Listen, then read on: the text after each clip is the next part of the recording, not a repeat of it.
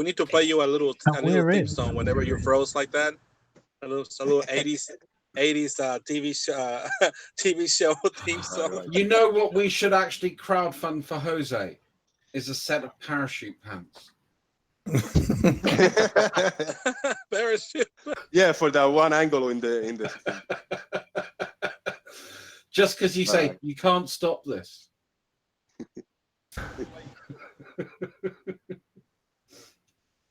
Oh, look. Spurs in the chat. And Sean Hawkins in the chat. Oh. Jose's chat or Alan? Alan's chat. Alan's chat. Well, invite him in. He can explain I did himself. invite him in, but because Jose kicked him, Jose would have to let him back in. That would just be complete nonsense. Of course it would. My life is better without Spurs. I really don't know why people actually let him get a platform. Well, I like playing with him. It's good fun. But he's literally got one card in his deck, and that is divert. Divert, exactly. Now, here's the real question. Which one do you prefer, Spurs or the Mind of God? Well, I call him the Mind of God for a reason. He's got the same deck that Spurs does. Dodge. So neither, huh? Yeah, I would actually much rather talk to Anthony Riley of all people. Well, yeah. If I had the choice between Spurs, Anthony Riley, Mind of God, Anthony actually wins hands down because he actually makes the attempt at making answers. They're retarded as hell, but he actually tries to. Yes. It's an actual conversation. Yeah, it's not divert. All I hear now when you say Anthony Riley is the derp song. I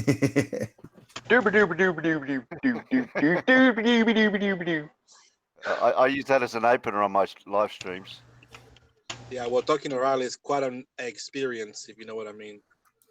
Oh, trust me, I'm probably the most experienced person talking to Anthony for a long period of time. I don't envy you. Anthony's also a one-trick pony. Yeah. What Anthony does is just play word semantics. Yes. He really has nothing beyond that. Did Anthony Riley and I had a back and forward about the ISS and the video glitches?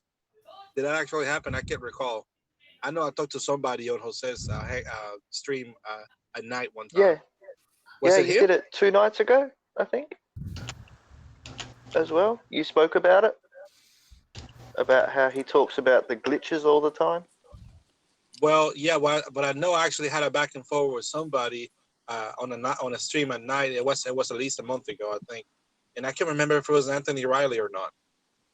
But I think it was Anthony Riley. It was about a month ago or so. Was it? Yeah, I need to bring that back because Did you feel like you needed a shower afterwards? What? If so, did you feel like you needed a shower afterwards? Because if so, that was definitely Anthony. Yes, I guess so. But yeah, he was obviously not knowledgeable on that subject, and you could tell that he didn't have good points. I caught him off guard, I think. I think that's what Anthony's done. He's just rehearsed. By the way, I've got an hour because my son's just delayed. He's my local son. My local large son is just delayed. I think Anthony really researches that one whole point right around gravity. Obviously, he's built up his thesis. And it's like that legal thing. He always, with me, picks on words like and or right. Or let's look up the definition of something, which is extremely annoying because you're never going to learn the truth about something by looking up some wiki definition, right? It's not really going to help you particularly. Yeah. So semantics. Semantics, yeah. Let's look up what a force is defined as, right? What's the antecedent? What's the antecedent for this? Come on. If they get stuck, and Spurs did it earlier, didn't he? What's your dependent variable? What's your independent variable? They obviously have quantum erasers view that you can't actually have like a field experiment or observations. It all has to be a scientific experiment. It's an incredibly contracted down definition of what science is. And they also believe it proves things. That's the thing that drives me nuts, is they think that science proves things. Yeah. Actually, Toady, I've got a thought experiment. Mm-hmm. Which you can physically do. Oh, right, yeah, because he said, didn't he? He said thought experiments prove nothing. You have 2 dice. That's pretty funny. You have 2 dice. How many independent variables do you have?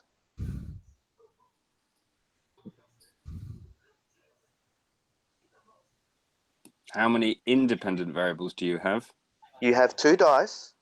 Yeah. How many independent variables do you have? 1. What's the experiment? Why 1? I don't know. The movement of the dice. Well, no, That's what I'm thinking. I think but it could be 2. You've got 2 I'll dice. say, I'll say 2. Yeah. Then there would Each be one 2 can then. have a different variation. Well, that's what I mean. I think each one can, but are there not a number of things that can change your independent variable as well? Yeah, but are that's the conundrum. But are not the dice? They keep going the, 1 independent dependent, variable and 1 dependent variable. But aren't the dice the dependent variables because they only You can't change? depend on the outcome. What the heck? What are we doing here? What Well, have I you think done? You've done a so- monkey wrench and the whole operation. Exactly. So what I mean is this: if I had a field of wheat, I wouldn't say I've got whatever 30 million, independent variables, would I? I would say my field of wheat, it grows in reaction to whatever some kind of experiment I do. I guess because the dice have different individual numeric outcomes, right? That's why I'm struggling. What? That's why I didn't mean to make you struggle. Well, no. I'm That's struggling because I think it's an interesting question. Yeah, it depends what we're measuring, which is why I asked, what's the experiment? Yeah, we try to look at. There's more than one independent variable in that scenario. Numbers are not reality. Okay, but what if they are pictures of animals? Then I need to call PETA then. I don't know. Yeah, I never stated that the dice had numbers on them. Well, what's the antecedent to having a die? See, this is the flurf move. That I said I had something, but I never stated what was on it or what it did. That's why I said 2, because I knew where you were going. I think. Yeah. But yeah. But by definition, dice have numbers on them, don't they? I mean, to be fair, if you don't have any numbers on a die, then what you basically have is a cube or a triangle or a dodecahedron, etc. But isn't a cube classified as a dice if it had scratches on it? As long as you got somewhere to differentiate the sides, yeah. Yeah, so I think a the squiggly definition scratch of and a straight scratch and a cross-hatch scratch. Yeah, I think the word this dice implies to me that you can distinguish the faces. I think I would say. Yeah. All right. So we'll go with that. Okay. I'll concede that point. You concede Whereas that really more than Anthony did. A flurfer wouldn't. A flatty would not. Well, Anthony would say, "I'll give you that." But let's right. talk about and even then, he never conceded to me. And it was only when Ranty, actually, to be fair to Ranty, came in and said, "Oh, I've dived before Tony. I wouldn't do that." Did he give anything? Right? Do you remember on the debate? Right? He was cornered. Oh, my favorite Anthony quote is a paraphrase because I don't remember exactly verbatim word for word, but I think he was talking with BM Furball all the time, where Furball was talking about Cavendish, and Anthony's like, "Okay, I'll give you Cavendish proves gravity. Now prove gravity." Actually, Alan, are you there? Yes. Yeah, of course I'm here. Do you have that special soundbite? Oh, I shall just have to get the soundboard running, but it won't take me that long. Sure. So while you do that, just one comment. I didn't realize in the debate I was having with Anthony that I was going to prove gravity. And that's why I think a lot of people in the chat, which I wasn't looking at the chat while I was having the debate, got upset. And I don't think Anthony realized it either. Because essentially, of course, in that experiment that we were talking about, right, with the submarine going down and the pressure, essentially, obviously, gravity is that missing variant, isn't it? Yeah, which is why I think he then got very, very defensive and then obviously went on about gravity isn't real and Newtonian science and so forth. But that wasn't the intent originally when we were having the discussion, because it started on this show, I think, didn't it? It was a two-parter, wasn't it? We started it here. And I don't think gravity was the intent that we were trying to talk about. We were trying to talk about why doesn't the pressure push out, which is a very interesting question. Why is that pressure not contained? So it's really interesting, do you see what I mean, where it went over a number of hours, it mutated into something, which I think then turned around and bit him. Sorry, go on. It was based on the specific claim that Anthony made when we were showing that diagram, and he claimed that the atmospheric pressure would increase laterally as well as horizontally, and that was the point. Obviously, and he even said, someone clarified, what, even if it's a couple of centimeters underwater, and he went, yes. So to me, that was the claim that he made, which is obviously ridiculously wrong. So again, and I think actually I just wanted to finish off by saying, Tony, one of the things I loved that you said is when he tried to bring up Einstein, he said, well, I'm a Newtonian physics, I'm a Newtonian. Yeah, well, that's my argument with Anthony now. I just say I use Newtonian stuff because it stops it, right? It stops me going down that route of, arguing all the, the whys and wherefores of George Musa, which he loves to do. Yeah, right. And I love that. I have the sound clip to which Demonic was referring. Could you play that, please? You mean Mr. Liley? Yes. Yes, Mr. Liley. Describe. And sorry, this is from Crazations with a Z. Describe how a siphon works using density and buoyancy instead of gravity. It's just pressure disequilibrium. Sorry. What was it using instead of gravity? Describe how a siphon works using density and buoyancy instead of gravity. Well, you can't use density and buoyancy instead of gravity because buoyancy is dependent on gravity. What does that sound like to you guys? Bum bum bum. Ba-da-da-dum, ba-dum. When I heard it, I went, "What the?" I like that. Sounds like someone I've not heard that before. It sounds like someone who doesn't believe in buoyancy as well. That was beautiful. Like. I'm actually now considering going into my attic and pulling out my old synthesizer because I could actually connect every key to a soundboard quote. To be honest, I feel that little sound clip should be followed by this one. Are you talking to retard?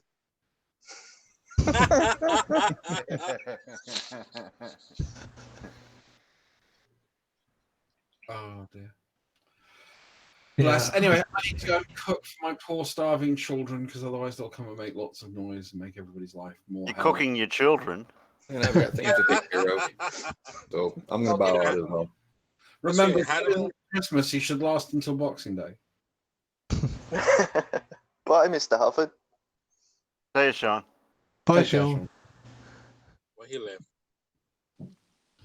So I'm going to go and cook. But so, Josh, could we just check that you probably wouldn't actually punch Spurs and you were just being a little bit? That was a bit of hyperbole, and you just slipped. It was hyperbolic. Just to cook. I do have quite a feisty temper, but it's not that bad. Yeah, it just sounded like you might have actually punched him. I just wanted to clarify if you kind of would or not. Yeah. No, I don't think so. Unfortunately, now I've seen Spurs, it would probably not be what I'd call an honourable thing to do. Be a waste of energy. No, I'll break him. He's not a very that too. And again, that would just be bullying, and I don't like that. I mean, it wouldn't prove anything either, right? Spurs is very annoying and he's very disingenuous, but I don't hate him. He's just a person. No, just because you get a moment's as the saying goes, sometimes a moment's gratification can have long-term consequences. That'd be showing him mass attracts mass, wouldn't it, if you did that to him? Yeah, I think I have a little bit more mass than Spurs. Don't attack the man, attack the idea. Yeah, and that's what I tried to do. I think for me, one of the things that I hold very dear is honesty. And I go out of my way to try and be as honest as I bloody well can. Because I think one of the big problems that we have in the world is that people don't keep their word. People don't tell the truth. People aren't honest with each other. Either because they're scared of the outcome, or because they're trying to lie to themselves in a lot of cases. We create these lies in our own psyche. But I think when you go out of your way to mislead people, and out of the way to actually not respond honestly to a question or a comment. I do find that really, really annoying, because it's just a shitty thing to do. That's one of the reasons why I appreciate Travis, because he is willing to say, I don't know. Exactly. He doesn't divert, he doesn't change the topic, he says, I don't know when he doesn't know. Yeah, and I've got a lot more respect for Travis. I mean, again, I disagree with his position, but I do think he tries to look at things honestly, and he tries to respond honestly until, like everybody, he has points where he'll jump ship from that thing, either from frustration or whatever. I think Bob the Science Watt is the good example of that. But everybody will do that. I will do that. Like, everybody will do that. If you belliger me enough, if you insult me enough, if you are just making fun of me obviously and are not engaging in conversation, then at some point I will either quit or just start belligerent you back. Yeah. And again, just because I'm not nice to someone online doesn't mean I'm not nice to everybody, and I'm not nice to people in reality. Again, this is about the facts, the conversation, and sometimes well, actually no, I think you have to hold people's feet to the fire. You need to go down to the logical conclusion, because that's how you get closer to a position of truth. Or at least understand it. Anyway, guys, you have a good evening. I might fly back if things are still going on later, but now I go do my fatherly duties. Are you going to hold your kids' feet to the fire too? No, yeah, that's what I said. He's cooking the kids. my eldest is now a good 2.5, 3.5 inches taller than I am. Okay, he'll put you in the fire. He's already well over 6'2", and he's 15. That's a big one. Goodness me, he's huge. How tall are you, Dross? We never get the view from when you're sitting down. How tall are you? I'm a bit of a midget. I'm only 5'11". Ah, so he gets it from his mum then. Well, he's half Dutch. Ah, right, okay. So I cheated to make sure that he would get a better view at concerts than I did. You said half dark. So he can see over the curb better than you. Yeah. Well, it's scary. My ex-brother-in-law is just under 7 feet tall. Oh, not over the curb, over the ether band. Yep. My ex-wife's mum is 5'11". Her husband is 6'5", 6'6". It's scary. I remember the first time I went over there to meet the family. Because I was stealing away their daughter. And do you have a YouTube channel, Druss? Oh, sorry. I do have a YouTube channel, but there's bugger all on it. Jablinski? No, it's just Dross. Dross, okay. I do have. Well, actually, I have 2 YouTube accounts. One's a brand account. But yeah, I mean, I pretty much everything I did is private, because it was all basically role playing. Alan, sorry to interrupt, Dross. Alan, Red Henna is looking for a way in to the after show. Somebody, Dross, and some others, I think, have been having a debate with him on something. That's Travis. Without Jose. There's no link, right? I'll put the link in the side chat. Jose is still here. Unless you've been in, or Jose can let you in. That is the problem. Right, you've either got to be in, or Jose has to. I'm here for a few more minutes. Now, does Travis want to come in, or does he want you guys to go to one of his own hangouts? That's the question. Is Red Henna Travis? Yeah, Redhead Radio is okay. Yeah, that took me a bit of time to get that joined together. I thought the plain truth was Travis. I'm really confused now. The plain truth is Travis, unless he is on Skype, and on Skype he's Redhead Radio. Got it. I think he just wants to link back in then. So I Okay. didn't recognise it was Travis, so my mistake. I posted the link, but say unless you've been in before or Jose can let you in. I'll put it on Sorry. Skype for you, Travis, as well, just in case you can't. He's been in before. He can just rejoin. Oh no, that's wrong. That was the ranty flat earth.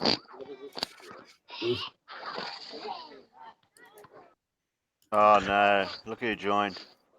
It's them and they. Them and they. Oh no! It's my employers. I've never come across them and they, so obviously this will be interesting. Who and who? They are good employers. They don't pay on time, but they. That's what they pay us. But you've not got the envelope with all the money in it, then, like I have. You've not had one of those. Money? What's money? Yeah, exactly. I mean, a great big brown envelope stuffed full of bills, dollars, I think, actually, because I presume they must be an American employer. Them. And I get it at Christmas. Oh, so that's where my money keeps going. It goes to the bloody UK. You bastard. Yeah, they sent it to me probably to distribute to you guys. I've just not got around to it. Well, I get mine. Oh, you have to tax it. I get my wedge every month. A nice big brown envelope. You know, there I am sitting outside my coffee shop in the morning, and someone comes and just hands me my envelope once a month. It's awesome. And mine turns up in the post. Mine's delivered by UPS. Yeah, it's all signed for and everything, Dross. They must be doing it. Yeah. I get the personal courier because obviously I must for some reason. I don't know. But you get your instructions with your envelope as well. Well, that's true, but I also get them through the little implant they put in the back. That's what I was going to ask you, whether you've had the implant put in yet. Yeah, because they upgraded me recently. About last month, they upgraded me with the implant. Yeah, it's all about being. Did you get the memo? We might have to do drug testing for our payment next. Ooh, that really bad. Panic suddenly ensues. I hope the test is to see if we're positive. Yes, it is, because if you were negative, they wouldn't employ you. I didn't say what they're going to test for. I just said we're going to be doing a blood test. Excellent. You got back in, Travis. That's awesome. So I can go and cook now. I feel I have done my job.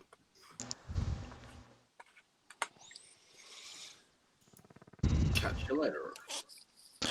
Is Travis there? Yes, Travis is here. Can you hear us, Travis?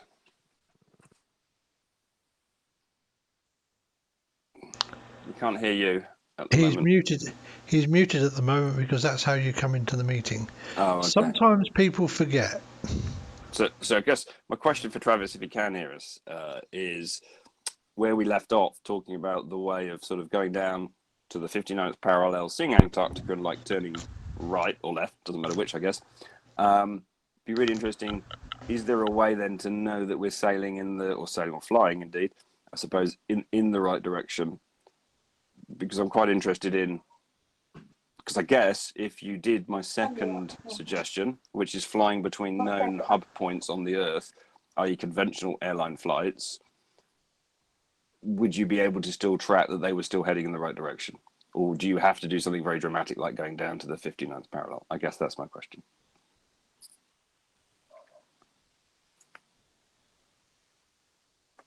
Maybe you can't speak at the moment. Anyone else? Any other suggestions?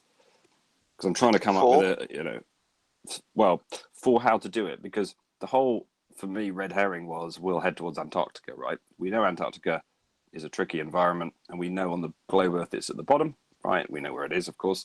And on the flat Earth, I suppose it shouldn't matter which direction you go in. So I was trying to come up with a test where you don't have to go to an area that we already know is a little bit certainly difficult and / prohibited. What directional device are we allowed to use? Yeah, well, that's it. Exactly my point, which is why I was looking for some clarification to Travis. Because earlier on, if you remember, I said stars, the compass, and what else did I say? Stars, compass, and GPS. Yeah. There are specific issues with your scenario. Is there? Well, yes. You're thinking three-dimensionally. Right. So don't do that. No. Okay. Oh, we need a flat plane. Yeah. Correct. So, no, right, really, no, that would be. This would be the kind of a verification for them of whether or not that would work. In order to go, think about it: north, south, east, west.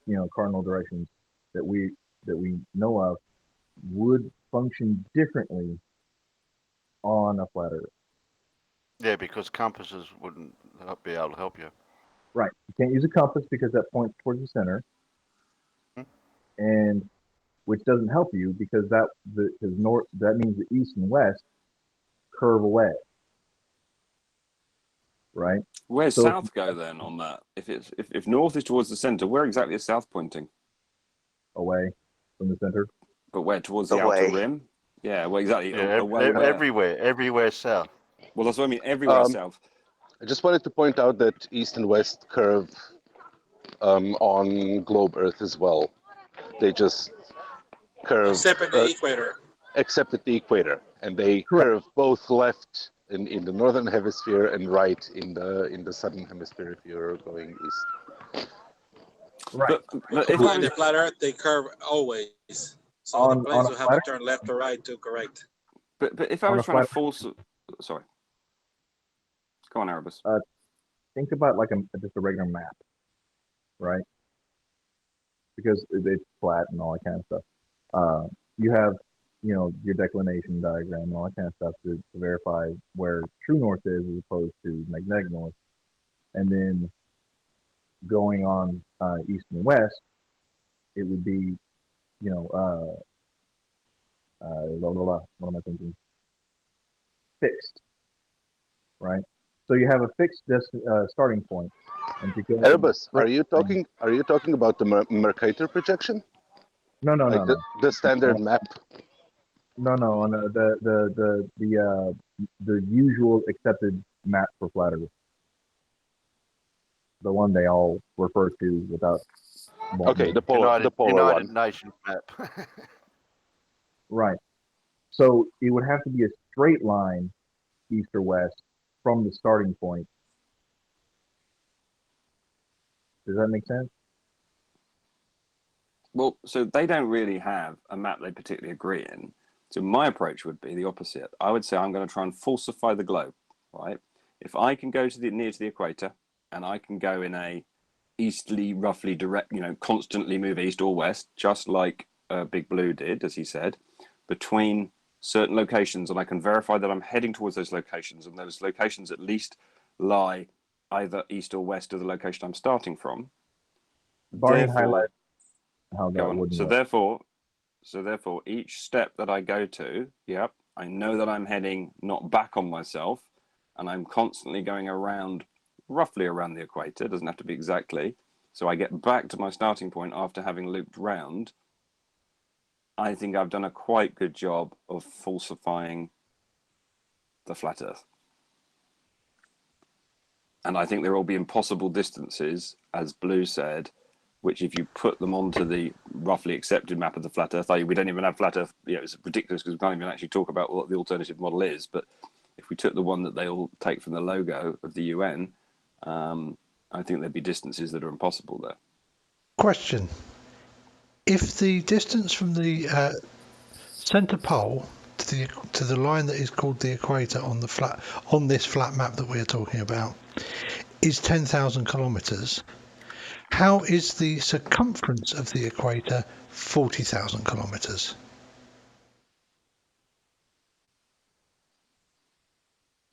Because 10,000 squared times pi is not 40,000. Yes, 23,000 kilometers short, give or take. Telling me that the EQ, the AE map doesn't make sense. I think I'm telling you the AE map doesn't really make sense as a real thing. Well, it does. Because of the distortion, right? Carlos, it makes sense if you're, for certain things. It makes sense if you are a radio ham and looking at how far you can get your shortwave radio. Yeah, it makes sense. The map we would use on our old plan position indicator radar displays would be an equatorial azimuthal projection, because we're building it by drawing a line from the center out and lighting up the map coordinates at the distances from the center. Another classic one is where can I find my nuclear missiles to? You know, so you might have an AE projection to tell you that. So I don't understand as far as why. reality, it doesn't project reality. But otherwise, it doesn't really project reality very well at all. So I don't understand why my trip would be wrong on that AE map. What would my trip, my roughly equatorial trip, east or west, doesn't matter which direction, why would that be wrong on the AE map? Well, because the distance from what they call the North Pole, which of course is the center point, from there, the distance from there to the line that is called the equator is very nearly 10, or very close to being 10,000 kilometers. Yeah. The circumference of the equator is 40,000 kilometers. Well, no, the measured circumference of the equator is 40,000 kilometers, give or take. You know what's sad, Alan? What's sad is that you're saying that, but they will come back and say that they can hijack those distances because they can hijack GPS, which is utter nonsense. Because they believe that the south hemisphere, they're hiding those vast distances in between land masses because they can control GPS and they can take advantage of the high speed winds, and so they can make an airplane go 300 or 400 miles faster. That's their argument. It's unbelievable. Yeah, you're right, and the people at sea as well. They're being misinformed about where their location is. That's why I think if you did my route roughly around the equator, it would disprove that map because it would be a lot further than what it is shown to be on their map. No, it'll be a lot less than what is shown to be on their map. Right. Their map requires about, if I remember correctly, their map requires about 63,000 kilometers. So then how can I come up the measured distance would be pretty close to 40,000 kilometers. Their map requires 2 pi times 10,000 kilometers. So let's try to simplify it. How can I come up with a fail-safe way for telling a flat earther a route that should get them roughly to the ice wall, not one that heads down south, because that would be self-supporting, right? They'll head south, they'll get picked up by someone probably in the sea. You cannot. And then they'll say, yeah. So there's no way that on their map they can actually go in a direction towards any of those outer ring walls that we see, around the outside. The only way you can tell them they have literally taken a point, like a singular point, and made that point the circumference of the Earth. So to run into the wall, you would have to go to the exact South Pole, right? Just follow the compass south, or follow the what is it? But you mean they've stretched that point all the way around the outside, yeah? Yes. But surely, Barney, on their map, if I looked at, could someone put the AE projection up just so we could look at it, and I'll posit what I mean then. As someone, I can't share, unfortunately. Let's say you want to go from Terra del Fuego to Cape Horn, right? If we have a map, I'm not familiar, unfortunately, with those places, Barney. The southern point of South America and the southmost point of Africa. Mm-hmm. Right?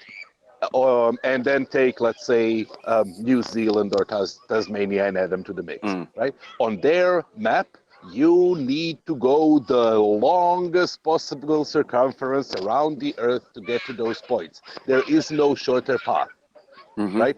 The straight line distance from those points, like if you were to go from a point which is just north of of the Antarctica on the what's it called, the zero at zero longitude, right? If you were to go to the southmost point, just north of Antarctica on 180 degrees latitude, you would need to cross the North Pole. Right. It's a shame we can't see a map on the screen, because I would really love to describe to you what I'm suggesting. Unfortunately, I can't share it. So if anyone else is able to share. No, your idea works. That's why I was asking whether you guys were talking about Mercator or some other projection that has other kinds of walls. But no, this is just one point being stretched out to infinity. So hang on, I'll give you an example. I'm looking at the AE map now. It's a shame we can't see it on screen, because then everyone would see what I'm talking about. But I am looking at an AE map, all right? If I start from, well, let's say the UK, then I'd have to travel across on their one of these lines they've got. By the way, I'm heading towards, if anyone's looking at an AE map, I'm heading towards what looks like New Zealand, okay? So I'm going to travel from the UK.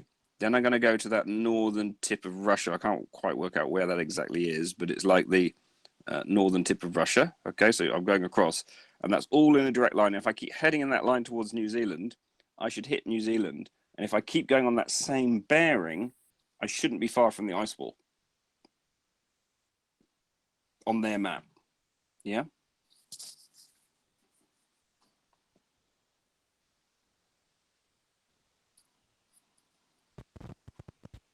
Have I got cut off? I'm bringing a map up now if I can. Yeah, if someone can share it. You You'll see didn't what get I mean. cut off. So, if you go only in the direct south direction, will you ever encounter the wall? On their map or our map? On their map. I don't know where south is on their map. On our map, you will never encounter the wall, because there is no wall. Well, of course. Yeah. Of course. Right. So looking at this map, you'll see what I mean. Right. Yeah. You can see the UK. You can see the tip of Russia. And if you carry on that line, that bearing, whatever bearing that is, whatever degrees, I don't know what it is on their map, you'll hit New Zealand. And then look, it's not far past New Zealand to the ice wall. Yes. Is it? Yeah. Yes. And that's directly south. And every direction that you pick on their map, which is in that direction, is directly south. I have a question. Am I sharing? Yeah, you are. That's nonsense. That's just nonsense. I have a question. From Sydney, Australia. That's not nonsense. From Sydney, Australia to Santiago, Chile, what direction are you flying on that map?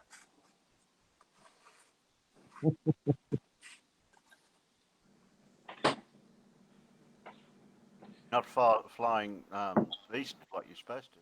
How? Clockwise. How? Straight line.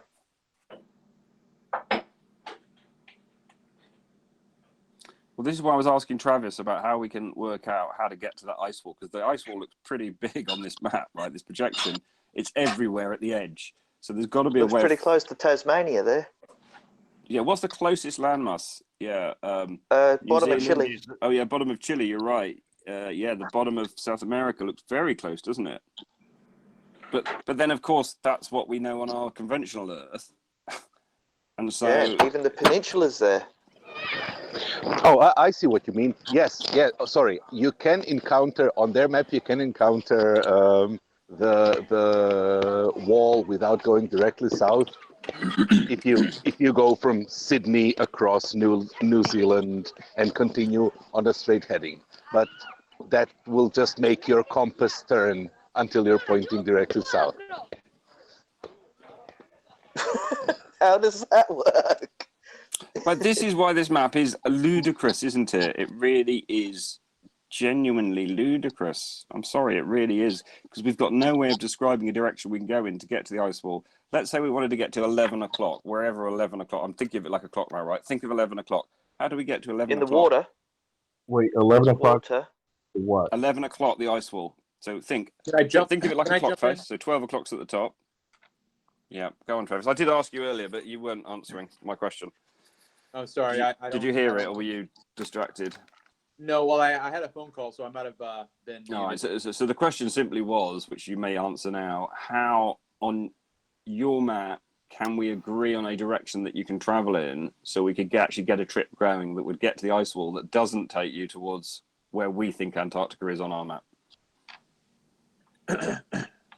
You're asking me how we can avoid going to Antarctica, but yet prove. Well, Antarctica is going to be self-fulfilling, isn't it?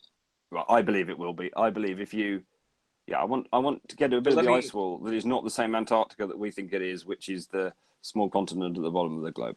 Okay, but the idea is instead of saying wall, because you guys say you're not gonna get to the wall.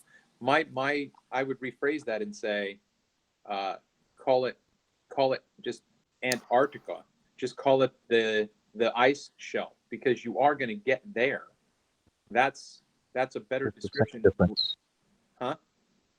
It's the same difference, man. You're just trying to. No. Listen. Then it's not true to say you're never going to get to Antarctica, because you're saying you're never going to get to the wall. There is no wall. Okay.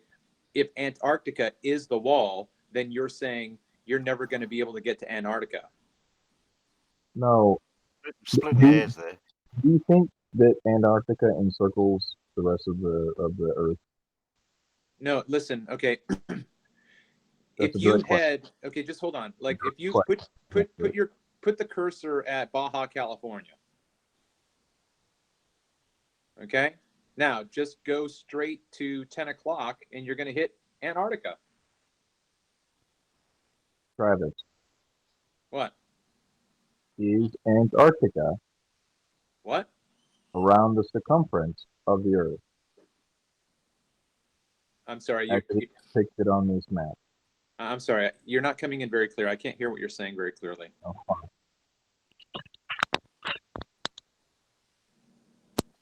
he said, does Antarctica go all the way around the map? Well, obviously, I don't know, but I understand the concept. It makes perfect sense to me that it's an enclosed container, right? That's why we can say that water that is contained is level. Well, but that didn't answer that question. Well, maybe so repeat it. I'm sorry. I'm not trying to be obtuse. Yeah. I didn't know where he was going with the question. But you, part of it. Yeah. Okay. So you say it's got a container. So therefore, there is a finite circumference for the flat Earth. Sure. Yeah.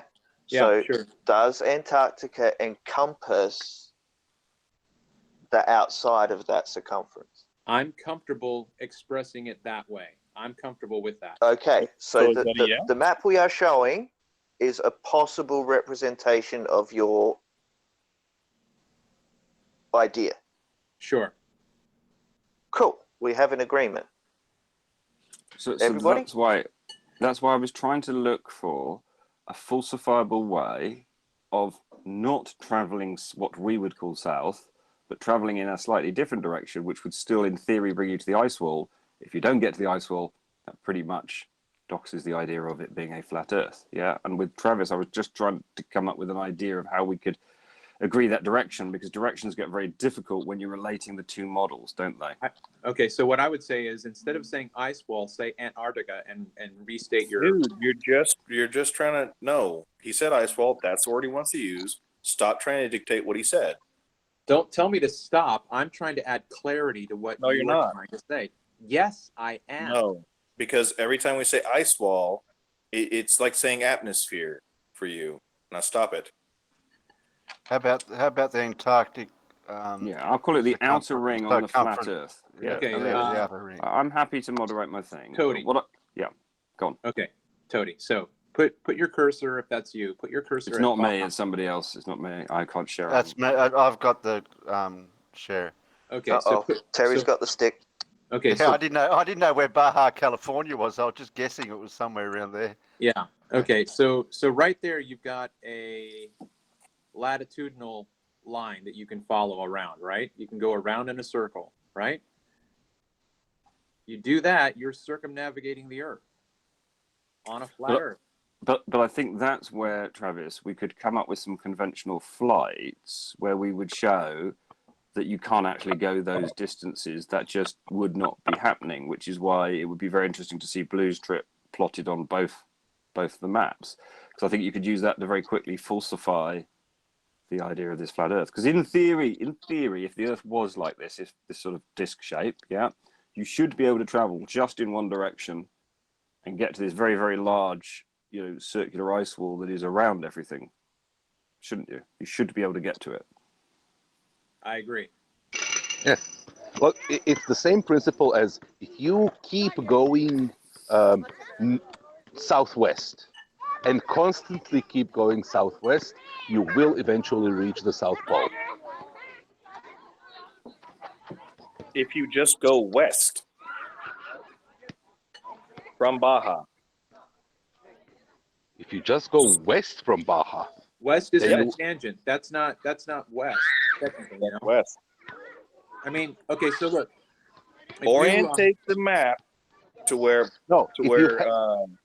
in their map, if you head out west and then go in a straight line without turning, then you stop following west and just go in a straight line. Right. Right. Yes. Right. Yes. You are eventually going to hit the wall.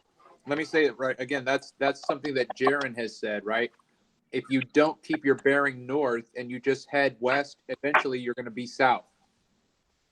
Yes. So airplanes turn when airplanes going from east to west, they constantly have to turn to stay on course. Well, I mean, I don't know. Yes, that's true on Earth on round Earth as well. Yeah. So, there you go. And that's why planes don't go directly east and west; they follow the big circle.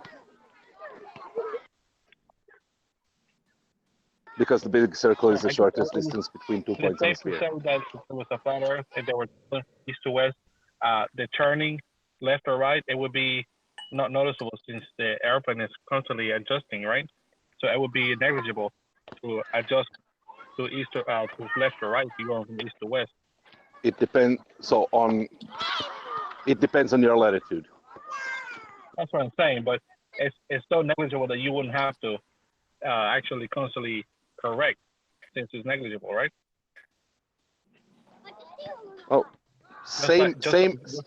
If you're taking a plane, I don't know, 100 meters from the North Pole, you are going to notice the turn. Do you see what I'm saying? Yeah, that's true. Exactly. It depends where you. So Travis, on this map, what's happened is what we think of as Antarctica. Yeah, that continent has been stretched, obviously, massively around the outside.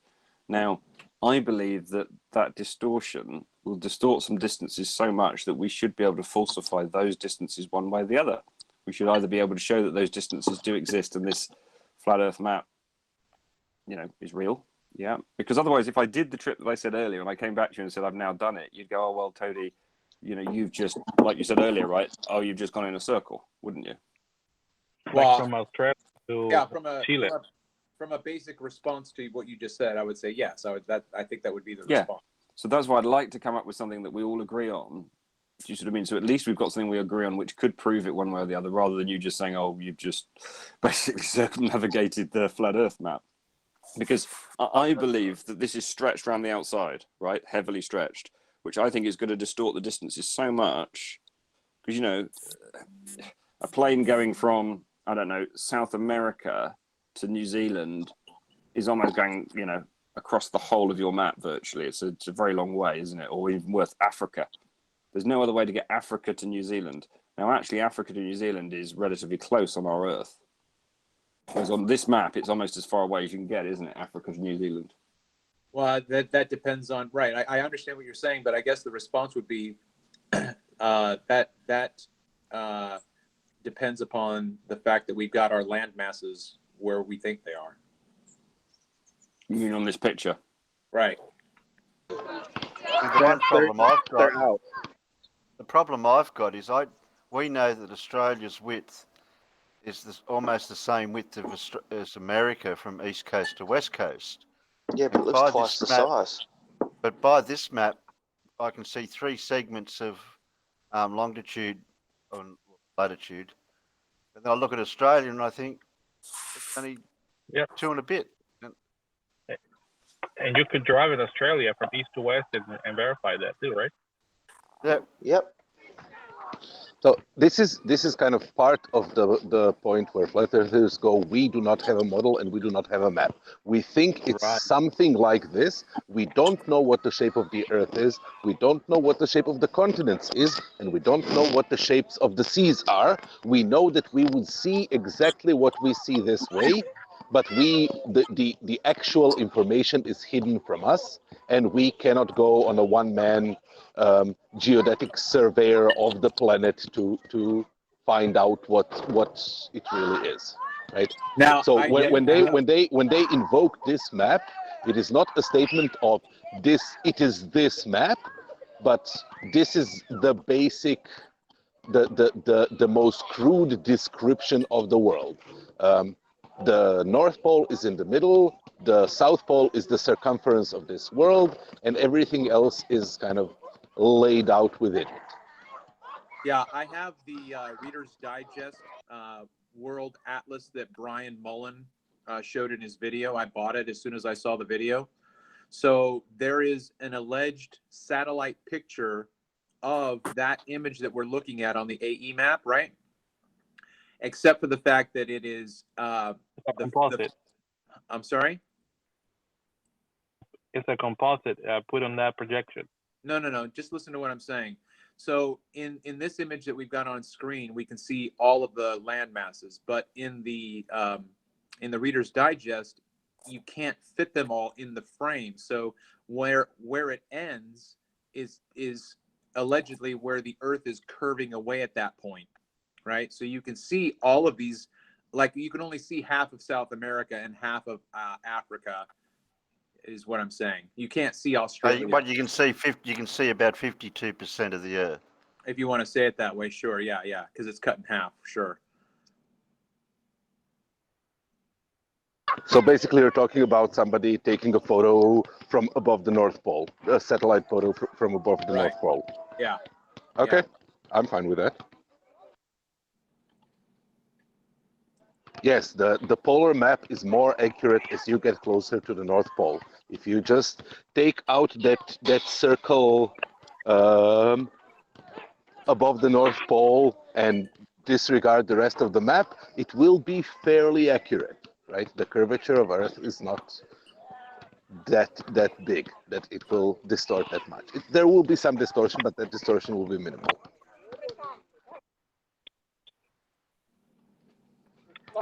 Yep. So, if you look into video games back in the day, when you had to save the skins of the shapes, and when you had shapes that were curved or spherical, when you actually look at the JPEG for the skins, it would be distorted. The same reason you have a distortion on the equidistant projection from the North Pole, because you're trying to project something spherical on a two-dimensional plane. Well, as I'm thinking about it right now, I'm looking at South America. And so to me, South America is angled away from the center. So the North America seems to be more two-dimensional to me. It's like you've got a better top-down view. But South America seems to me almost sloping away. It doesn't seem to, it would have to be proportional. Like it would have to be, you'd have to take that picture directly over center mass technically, right? Otherwise it's distorted and it's not accurate. How do you take an accurate picture of South America? Get up high enough, I suppose, right? What would be high enough? I don't know, man. That's a great question, but I'm just talking through the logistics with you guys. Like, I mean, think about Australia too, right? So we can see Australia is wide, but is it narrow, or you know what I mean? Is it that thin across? No, it's not. Right. So it's distorted. So this map is not accurate. Anytime you're gonna map something three-dimensional on two dimensions, you're gonna have distortion. That's why you have the longitude and latitude are distorted. So they tell you what distance they represent, at each level. That's what the that map has a little ruler with a little legend telling you what the distances are for reference because it's distorted.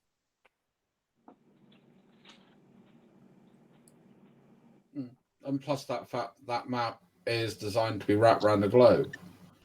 So that's why you've got the distortion, because they've unwrapped it from the globe and laid it out flat by increasing the lines of longitude, increasing the lines of longitude as you get towards the southern edge of the map.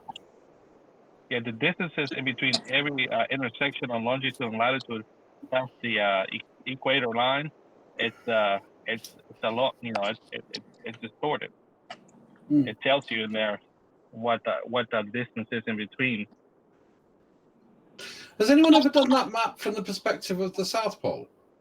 Yeah, you can. This map is normally like I think Alan was saying. If you do ham radio or a shortwave radio, you would project from your location. So if you were in, say, Australia, you could do an equidistant projection, just like that one. So you can have an idea where to point your antennas to. I have a few. Let me get one up. Alan, what do you call the different projections of the maps? Because I was just going to Google and put a couple up. These are equidistant. These are azimuthal. Azimuthal, yeah. They're called azimuthal equidistant is what they're but called. you've also got the Mercator, and there's lots of others. There's many others. Yeah. Shouldn't AZEQ maps? I've got loads of these. Yeah. Okay. Shouldn't each map say not for educational purposes? No, of course not. No, that's only for stuff that is made for. Well, if you've got them on hand, Alan, it might be easier because I don't know which one to pick. Usually they'll say not to scale if it's a map. Plain truth. Why should it say not for educational purposes? Because it's not to scale and it's not accurate in every single aspect. Yeah, but each projection, each map has a purpose. Hang on, what map is? So what map is plain truth? What map would possibly be? A map is always a model of something, so it will never be completely truthful. No, no 2D map can never be accurate. Yeah, you argument that it should say that because it's not accurate. Well, accurate according to what? So in your argument that the only accurate map will be a globe projection. No, what my point was that aren't store-bought globes like at Walmart? They say not for educational purposes. Oh my God, they're shitty $10 ones. Only the ones that you buy at a section where they sell stuff for decoration for your house will normally say that because they have not put the time, money, and resources to make it accurate because it's for decoration. Therefore, it's not for educational purposes. Now, if somebody were to buy that, thinking it is for educational purposes, and it was not accurate, then they could sue the company. And to avoid that, to cover their behind, they'll write in there, this is not for educational purposes because it costs you over $100 for an actual representative globe from a map shop. It's the same way as if you go and buy a bag of nuts. It actually has on the side, this product may contain nuts. Because that's them covering their arse, even though you are buying nuts. If you're allergic, you eat them. Because America is such a pedantic, litigious company. An excellent example of this is the little carabines, the little hooks that you put your keys on, similar for the climbing ones. Now, if it's not rated for climbing, guess what? It's going to have written on, this is not for climbing, because it has the same shape, the same look as one that it is for climbing. So because of legality, to cover the behind, they're going to have to write that in there. Yeah, one's made out of cheap aluminium, the other's made out of steel. Well, that's an interesting view. Yeah, that's a view from the South Pole. Oh, there's also, I just realized that. Thank you for showing this. The assumption is that the North Pole is the North Pole. Relative to? Exactly. the same. Well, Why is it's that their assumption? centre. Why is the assumption that the North Pole is the North Pole? There's no particular reason for that, is there? Why shouldn't it be the opposite way around? We may have magnets going the wrong way. We say the magnet points north. Maybe the magnet is pointing south, but we've labelled it wrong. Well, that's irrelevant. Understand what It's still pointing in the same direction. That's like regardless. saying up and down could be the other way around. Down Yeah. could be up and up could be down.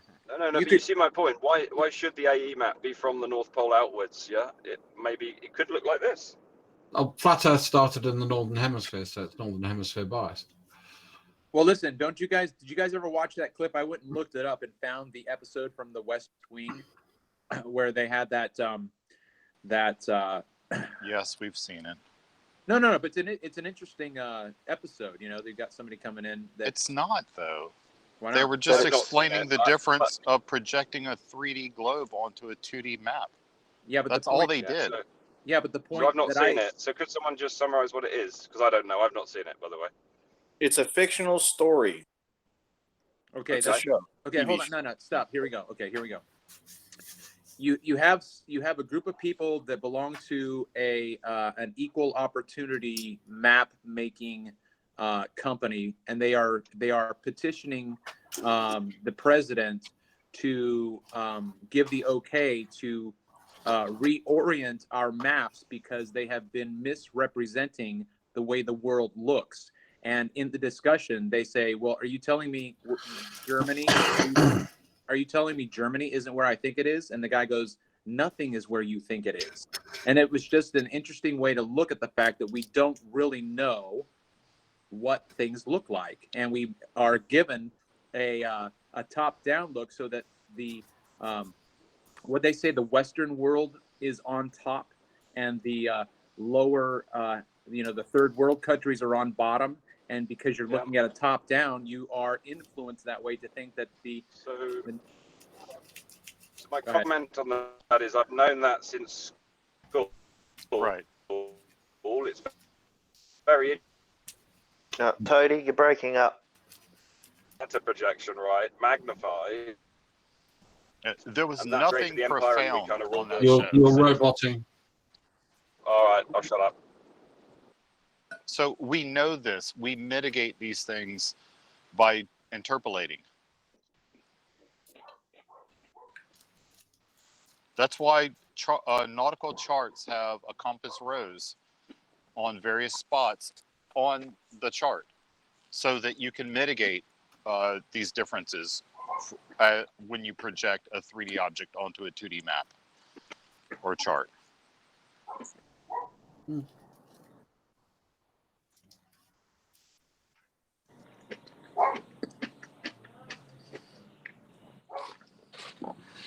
All right, guys, I'm going to process the footage that I got today, so I'm going to take off. All right, take care. No worries, man. You have a good one.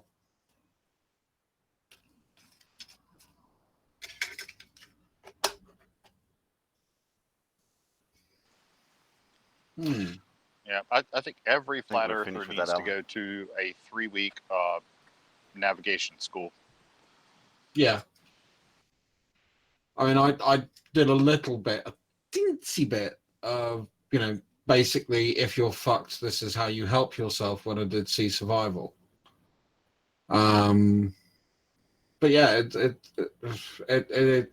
whole navigation thing on a flat Earth is one of the things that baffles me why they think that their concept is real. Because of I think basic astronomical charting, if you're out in sea on that, yeah, as long as it's a clear sky, that's the best knowledge to learn.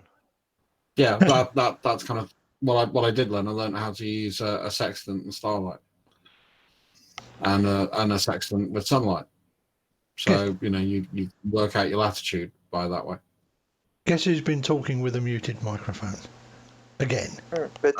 You again, Alan. That'd be right. Yeah, I thought you made an excellent point though. But there you go. Three. But at least you. Yeah, but did you see? I asked the plain truth to qualify the map that we were looking at, and he agreed. And then he said no. That one's centered on my home location. There's the south. There's one centered on the South Pole, and there's one centered on Pyongyang. Perfect. Because I was Australia's interested. really weird, isn't it? Because I was interested to see how Normal. far he might be able to throw his rockets.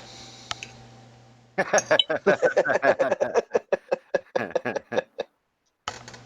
away is the answer. Yeah. Australia looks normal. That's the main thing. Well, yeah, you're relatively. Remember, you're relatively close to it, and I've got a good one. also you're relatively close in, so that the stretching hasn't started to happen. You are, because Australia is actually within the 10,000 kilometres of where that projection's equator would be. Imagine South America being if it was like that.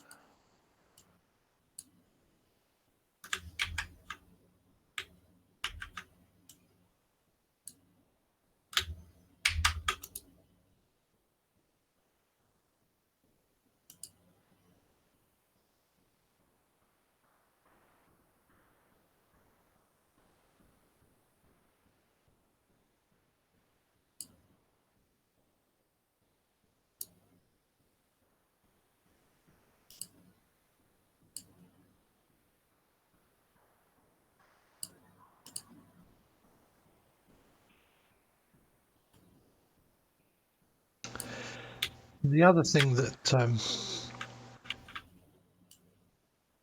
you have to remember is it is actually, well, I suppose no, it's not. You know, how do you know what way you're going to go if you're going south? Because your compass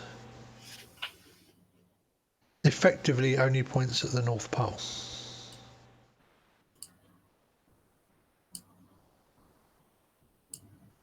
So here's an interesting sort of thought point. So we're talking about the difference of when you make a three-dimensional shape, a two-dimensional shape.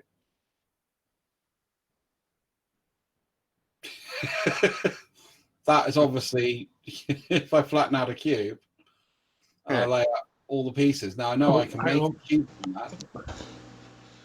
Oh, sorry. Let me just. There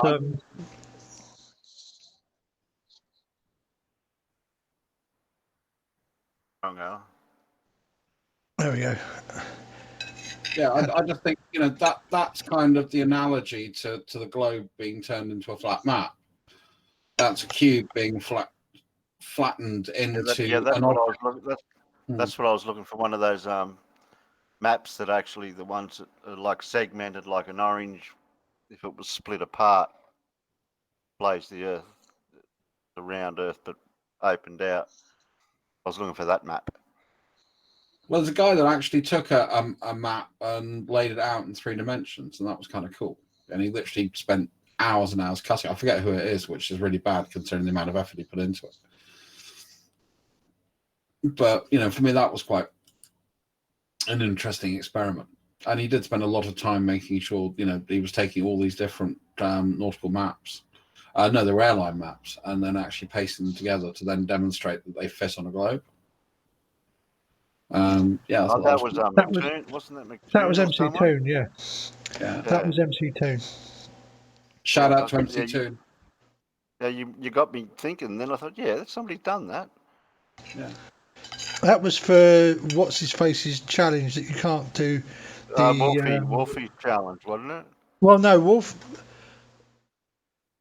The Flat Out Hero. It was Flat Out Hero. Yeah, Flat Out Hero. His shifting goalpost bet, where he initially said maps that pilots use, at which point Wolfie pulled it up on his electronic navigation program, At which point he moved the goalpost and said it had to be paper maps.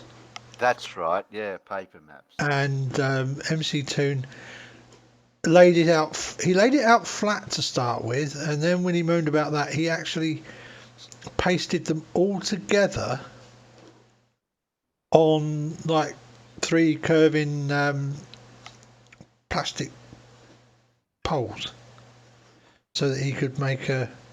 So he could literally make a quarter globe out of it.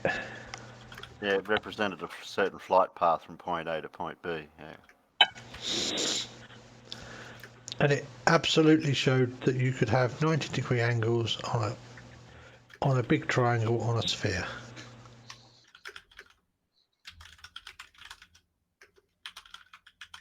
To which Flat Out Hero said, well, that didn't do what I wanted to do. By the way, I didn't tell you that I put a time limit on this and discontinued it the day before. Now I have a new challenge that I've made sure can't be done. I'm using roadmaps that don't account for all distances. Oh, we know the truth, so that's all that matters.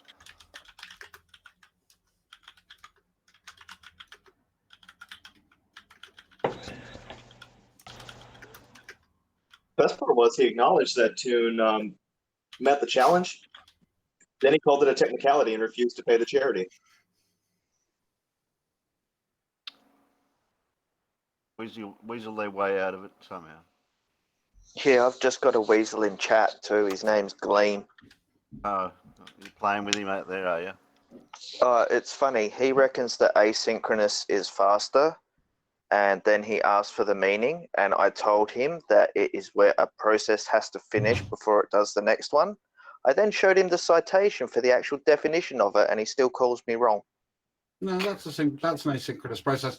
He's mixing up the difference between an asynchronous communication, i.e. how you're transmitting data, versus an asynchronous processing cycle. Gleam, you're full of shit, bro.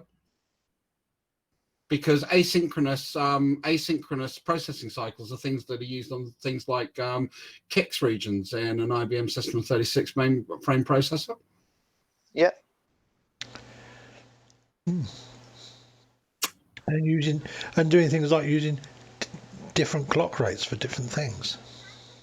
Well, what it was is the reason that it used to be monitored so tightly is when you used to pay for mainframe time back in the day. So I'm going back to sort of the 80s. What you'd do is you'd hire out a KICS region on a mainframe. So that's a part of the processing region of a mainframe. And then you'd do your processing, but you'd be charged by how many clock cycles your processing was done. And this is why there was such a race to make the code so efficient. This is why COBOL is such an efficient code base. Yeah. Yeah. Gleam, I've got 28 years of fucking experience in IT. Shut the fuck up. Yeah, he thinks async is a ticket system and sync is a queuing system. No, that's so look up multiplexers and look up asynchronous multiplexers. Yeah, he's playing noughts and crosses and he doesn't know where to put the cross. And now you're talking about synchronous and asynchronous operations in programming, which is where you're doing then an abstracted language from the machine layer code that you're actually instructing to. Because I was having this conversation with him the other night and he was talking about in telecommunications. And I looked up telecommunications asynchronous. It waits for one process to finish before it will start the next. Simple definition. Yeah, and now he's changing it to CPUs. Or even to high-level programming. Yep. Yeah, so he's given a link for asynchronous versus synchronous programming, which is not an asynchronous or synchronous operation in a processor. This is the problem when you have bitches that only know 4th generation languages and don't understand how instruction sets have to filter back down to the machine layer. Yes, I remember the joys of programming in binary on a 6502. And I even got to do a little bit of assembler programming on a PDP 1145. So now, and the but document only, that he's but referred only in to the, is. but only Sorry. in the, but only in a training school. Never. Yeah. So what you're looking at there, so the site you've quoted there, Gleam, which is why we're disagreeing with you. So when it looks at asynchronous operations, so the example it gives is an asynchronous operation that happens independently from the main program flow. Correct. The common use for asynchronous code is to query a third-party resource like a database. Correct. And then taking that result back and then parsing it through the main line of your program. Correct.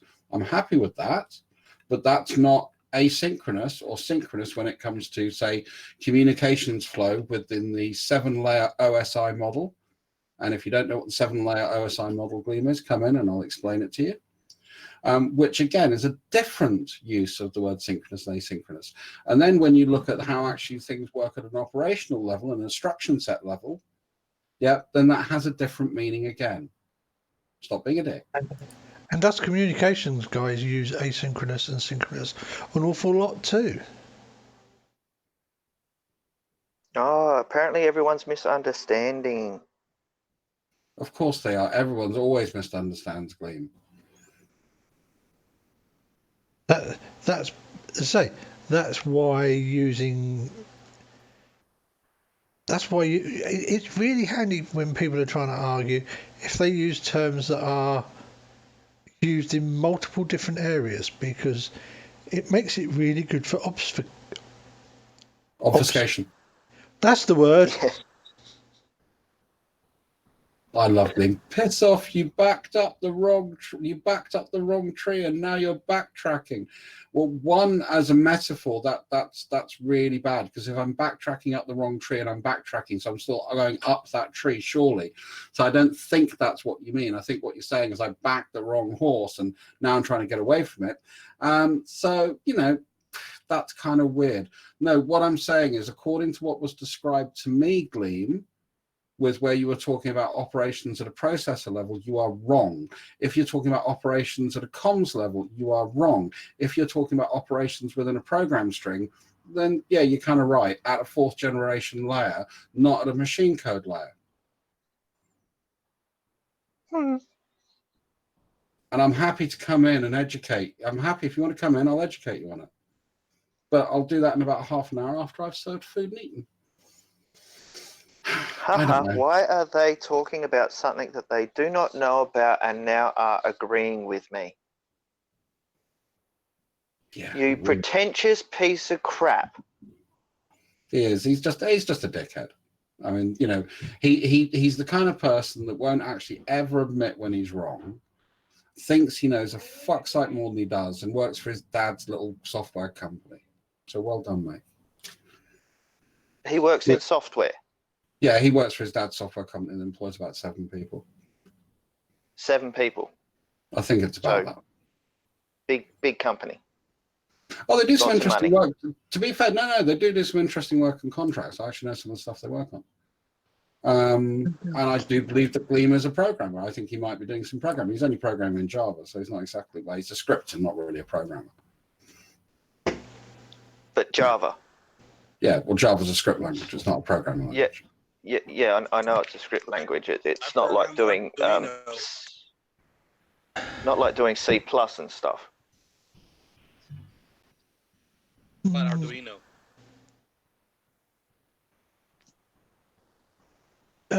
Java can be useful for some stuff you might use C for, if you want it to be cross.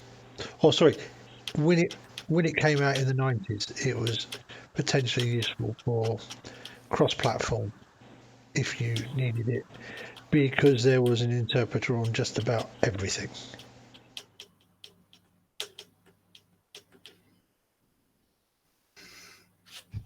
Yeah.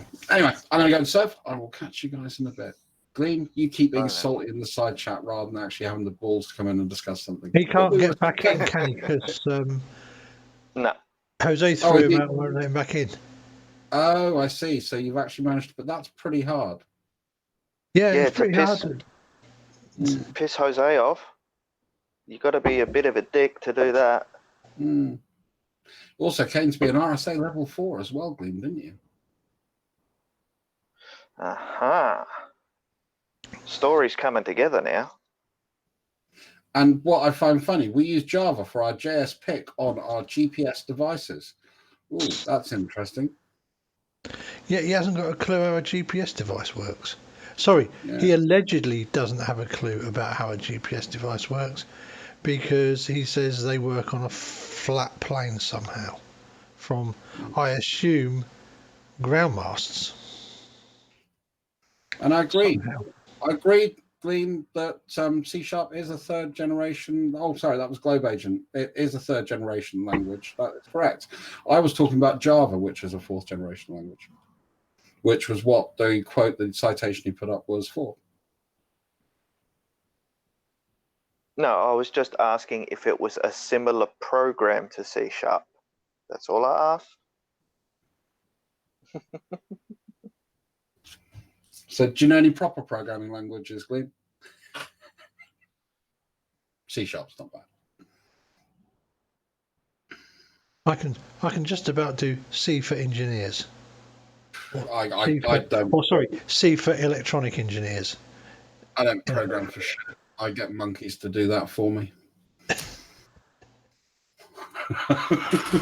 Well, you know, when there are times when you might need to program your own stuff when you're building it. You know, but Arduino and Raspberry Pi have made interfacing electronics to computers so much easier. Yes, they have, Alan. I think Druss needs to go. Yeah. And by the way, you don't do GPS on wireless access points, but you can do what's called footfall and hotspotting, which will give you an approximation, but it's not GPS. It's Wi-Fi. That's punting the point to point. Yeah. So again, that's not strictly GPS because No, it's not. You could call it LPS. It's a local positioning system. And generally what you tend to use that for is footfall rates and things like retail outlets. Yeah. Or I thought GPS was for ground positioning system. I could be wrong there. I might have to swallow my foot because I think it is ground positioning system, isn't it? It's not global positioning system. I'm teasing. Are you? Okay, I was happy to be wrong. See, that's what we do, you see, Gleam. If we think, gosh, am I right? We question ourselves and not just assume that we're always correct, which is what's funny. But anyway, enough attention to the troll in the side chat. You know, we'll let him get salty for himself. I think he likes that. Shawn, he's been in comms for 21 years, apparently. Shawn wanted to put another pin in the doll by putting Gleam's angle to Polaris chart up if you want a good laugh. That's weird because I didn't think Gleam was that old. He looks like he's in his 30s to me. I have been in comms and it for 21 years, bro. He was in the BT demonopolization. Demonopolization. Mm-hmm. So Gleam, what's at Ad Astra Park? Gleam in the chat. Oh, that's right. Yeah, and actually, why is it called Ad Astra Park?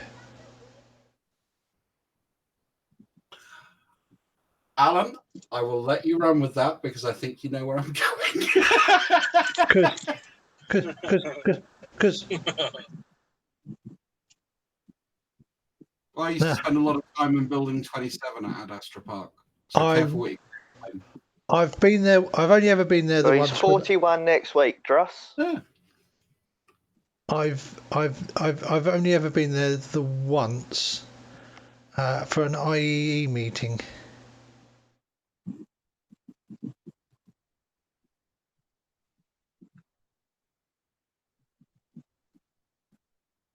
It's okay, Alan. You eat. I've finished eating. Then don't eat. Well, I'm gonna eat then. Although, Do some jerky. Yeah, you eat your jerky. You eat your jerky. That looks although like Looks I have yummy. got, that looks like although I have got a couple, I have still got a couple of these rolled up wafers full of with chocolate down the middle that Rosie left on my desk for me. Carlos. That looks like you found that on the side of the road. It's homemade venison jerky. Really? Okay. I don't Well, think maybe we it eat was that found sort on of. the side of the road. Well, we Huh? don't eat that sort of food. We don't eat that sort of food over here. Okay. You haven't Well, actually this is, got any deer species in Australia, have you? Not the This ones is the that we South, can eat. I baby. don't know. This was actually a tip from one of my customers. He gave me deer meat, like 5 pounds of deer meat and deer sausage and some jerky. We might be able to do that with a kangaroo or something, maybe. They do it with kangaroos. Oh, and I don't kangaroo like to eat leather. kangaroo. It gives me the jumps. And Terry, kangaroo leather is very good as well. It's it's quite thick and stiff.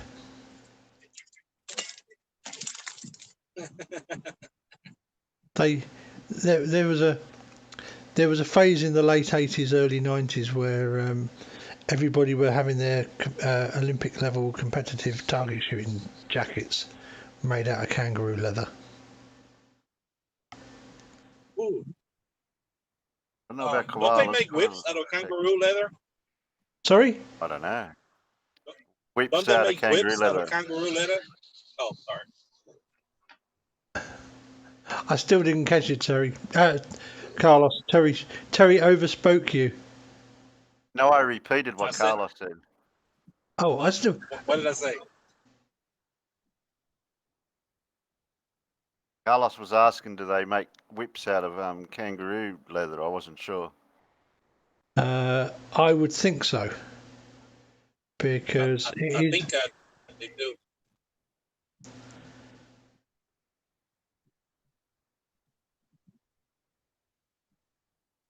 I was reading the side chat. Somebody was talking about koalas. No, they're protected. They're not allowed to eat them.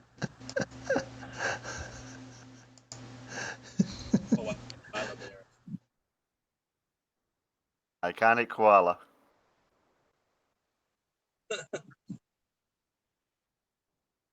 Aren't they? Don't they eat just eucalyptus? Yeah, that's all their diet is. They eat all day. Patties. Are you sure they're not American? Well, they don't get a lot of nutrition. That's why they have to eat so much of it.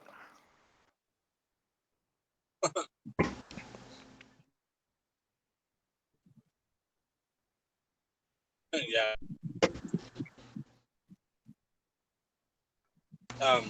Back in I was in Nick. I had a friend tell, hey, there was a chameleon at the park. The our chameleon, like about 2 feet, 3 feet. I said, what? I said, are you sure it's a chameleon? He's like, yeah. I said, are they green and have, weird eyes? He said, well, they're not really green. They're kind of hairy. I said, hairy? I said, I have to go see this chameleons. And I walked down to the park and I was introduced to a sloth. And I was like, that's not a chameleon. That's a sloth. Anyway, so for some reason in Central America, they call the sloths chameleons. That's a good disguise. That's a good disguise for. Slow. That's a good disguise for a chameleon to think it's a sloth. Yeah. Where do chameleons? Well, I laughed. I was like, that's not a chameleon. Sorry to ask what might seem a really stupid question, but what part of the world are chameleons native to? Anybody know? Hell, I don't know. Desert areas? Definitely not desert areas. Well, I wouldn't say desert areas because they're green. They're supposed to camouflage a little bit with the surroundings, so there have to be some flora. They most certainly live in the tropics. My daughter and future son-in-law have just acquired a chameleon So I have one living in my living room. But yeah, I still don't know where they actually come from. Apart from hot and humid. Yeah, I don't know either.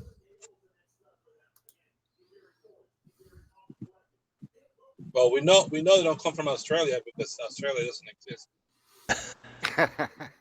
Yeah, I'm not really here, Carlos. Ah, well, you're a Still. Kiwi, aren't you?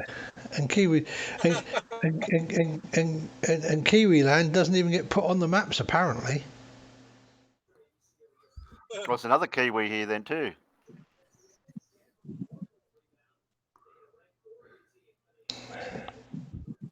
You guys are all over the place. Yeah. I don't even like sheep. I like when people ask me, what part of Mexico are you from? I go, Nicaragua. So, nice. I don't think that's near Mexico. Hey, Carlos. Yo. Carlos, did you hear about the sloth that got mugged by the gang of turtles? No. The police showed up. They asked the sloth what happened, and the sloth said, "I don't know. It all happened so fast." That's pretty good. Not bad, but not bad. But I was able to drink my tea without blowing it out my nose for that one.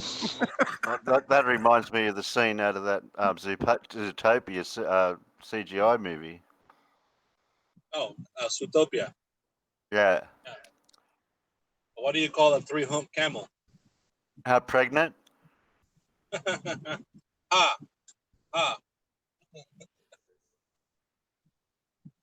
Right.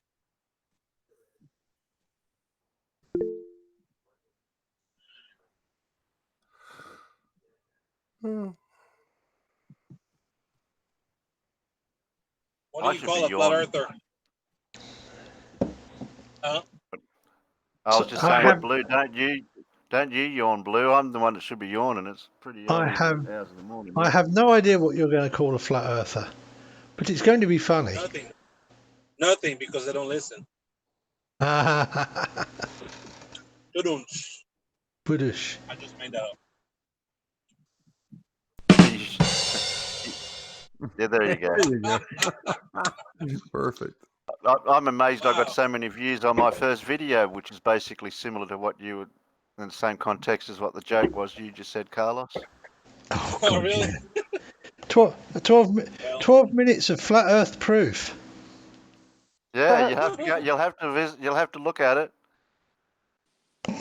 You might. My very first video. You are allowed to watch it on the highest speed up rate.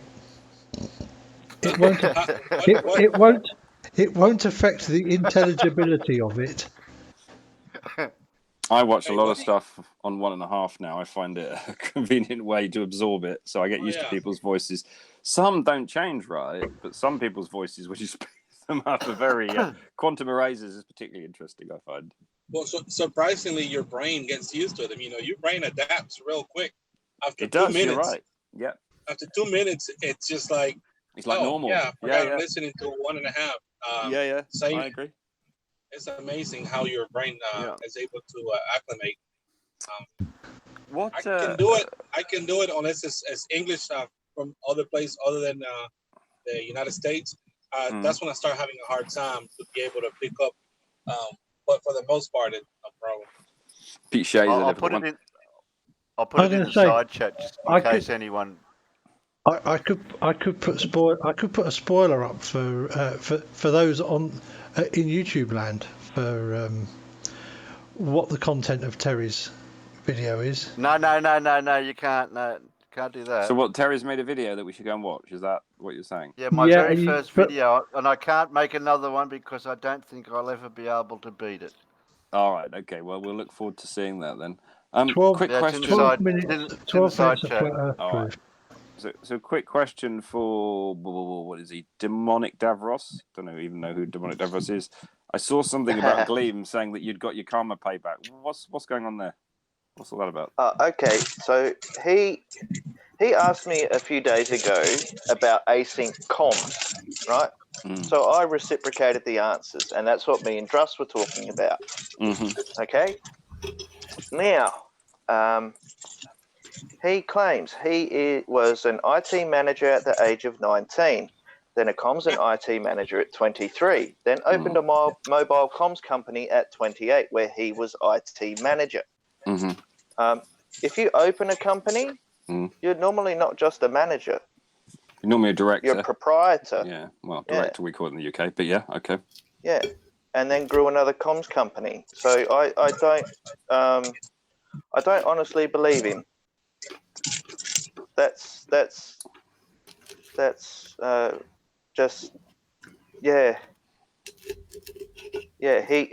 he's just full of shit. That's all I can say.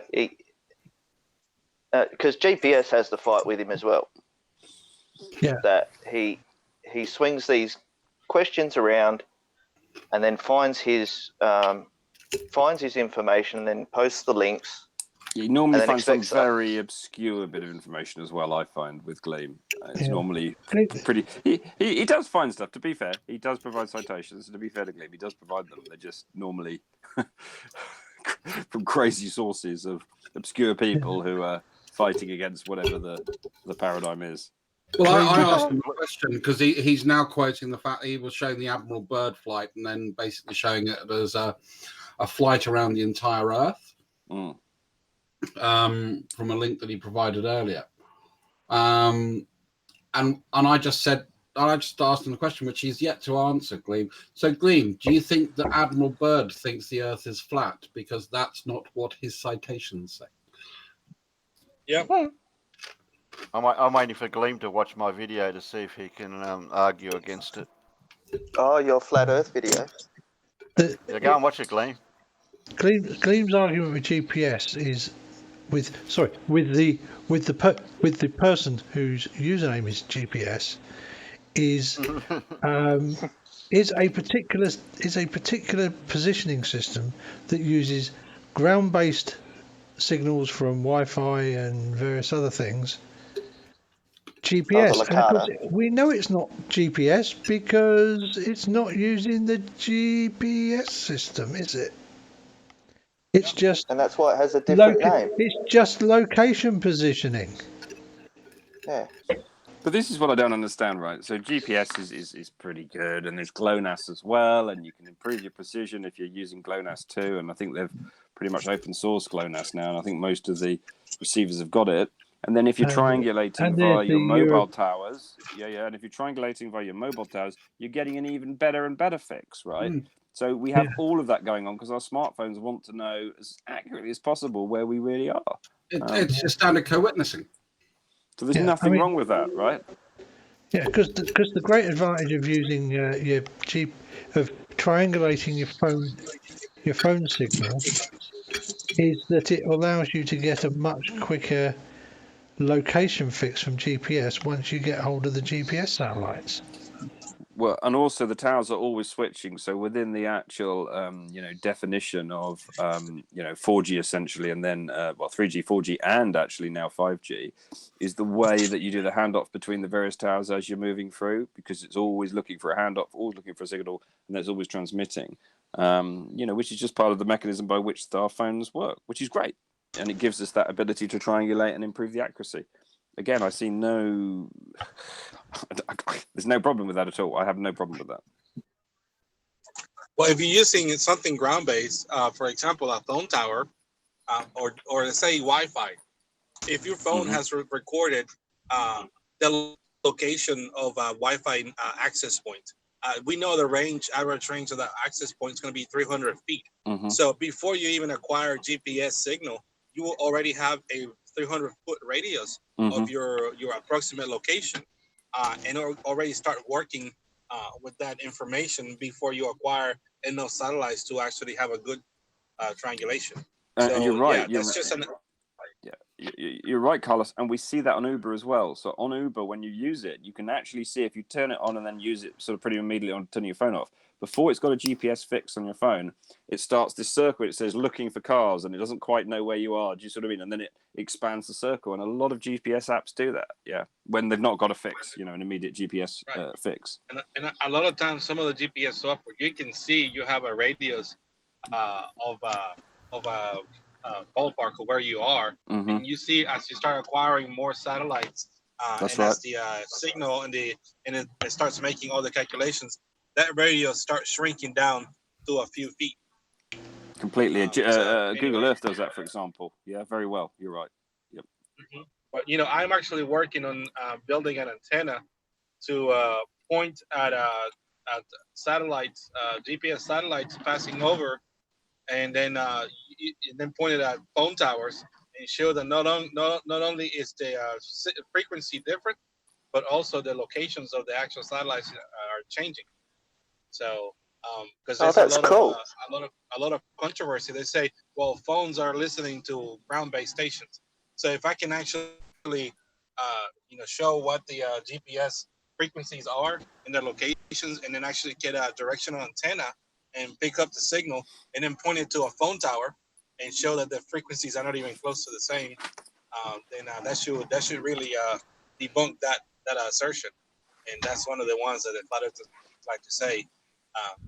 So even though you can go to a remote area and have no cell service, yet you still can get a triangulation. But no. Anyway, sometimes you have to do those physical demonstrations in order to get your point across. So we shouldn't have to. Well, no. I know we shouldn't, but it's just basically it's just trying to battle something a yoga instructor said 5 years ago. They're still repeating it and without it, really looking into it or testing it. So I guess I'm gonna have to get out there and do it. But Just then go sometimes, anywhere. Just go anywhere where you have no cell phone service, and you still have GPS. Well, they will Yeah, you claim can that. still use your camera. Yeah.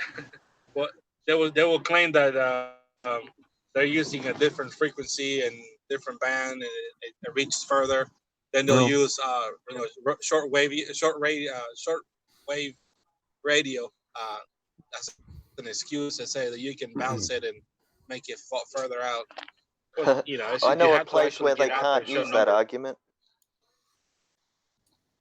And it's also the fact that the phone isn't designed to pick up those signals, so it's got it's basically got a frequency chip in there that will normally bind it to one or two frequencies, possibly three, out of the 4 worldwide frequencies used in telecommunications. So that again is bollocks. Yeah, well, I have a SDR, which is software-defined radio dongle, and that's gonna show me the a big spectrum, and I can choose any frequency and actually visualize it.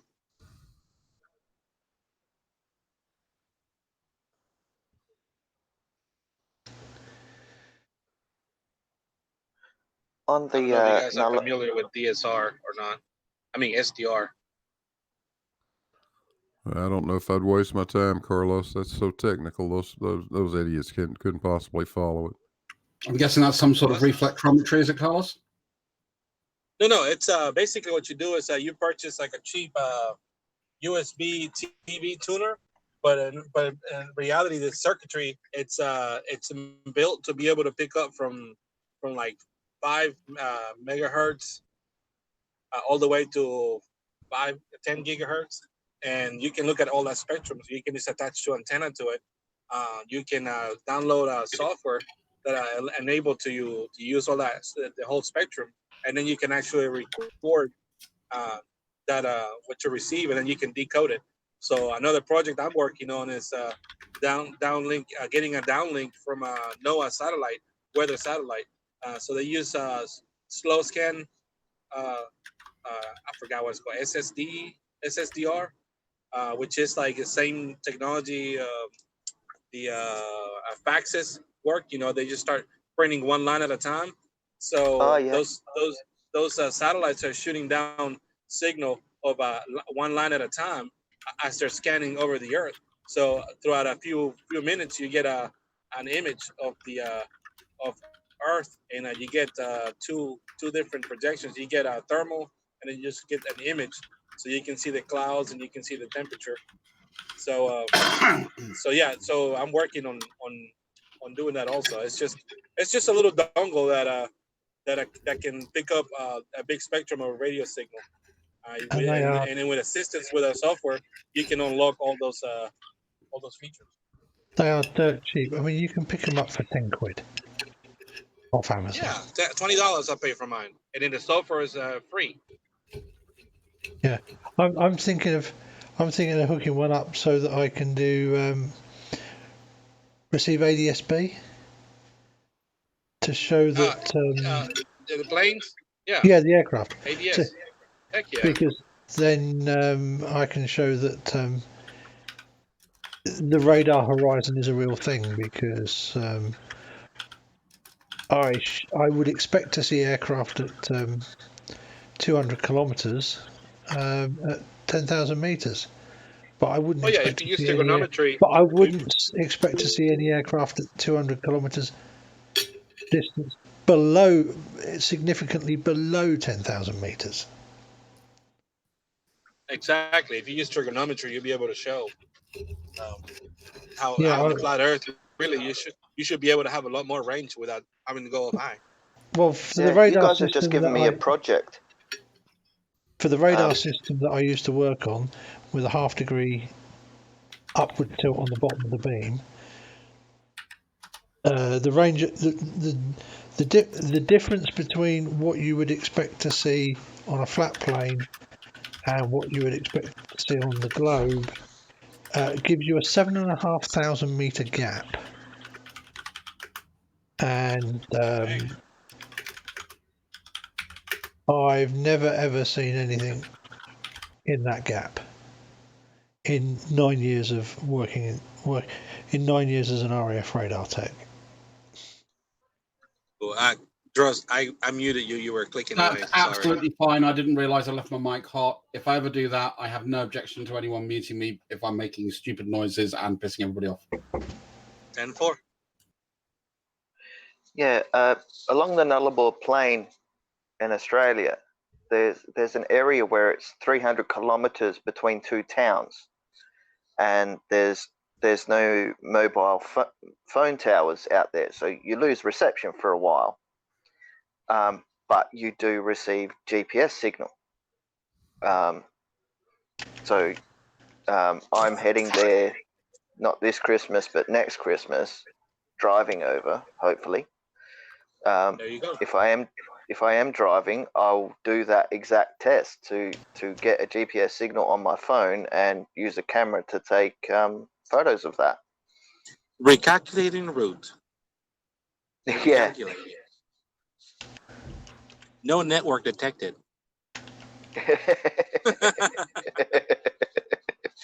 That's what you'll get. No, I'll get a third-party software for GPS positionings. Yeah, you can also download on memory the area that you're gonna be without service. That's what I used to do a lot when I was working for DirecTV. I would go to these very secluded areas in the woods.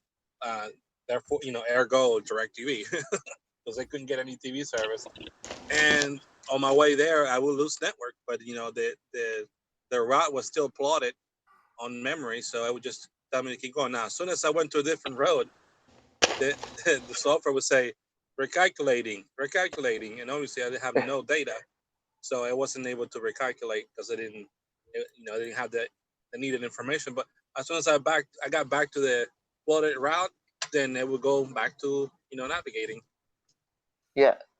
Well, the good thing is there's no trees along that road for 300 kilometers. It's just salt bush and open sky, as long as there's no clouds, because water's denser than air.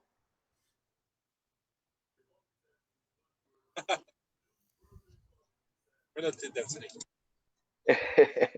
So it'll be an interesting little experiment.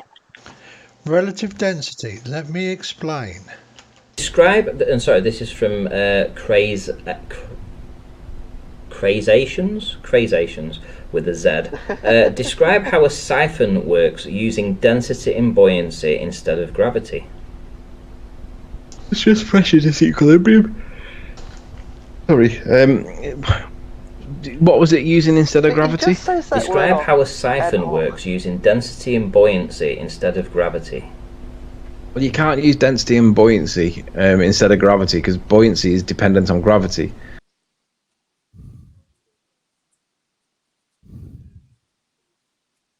He is just a clown. Beautiful. He was obviously tired, and he obviously spoke what he knew was the truth. It's like having truth serum. I call this the John Pettit move. You get that quote, you play it over and over and over to make your point. And he will say it's out of context, and we will say. I kept. Anyway, it's so long because I kept as much of the context in there as possible. It can't be out of context because we have the question and then the answer. So and that's the difference between flat earthers and us.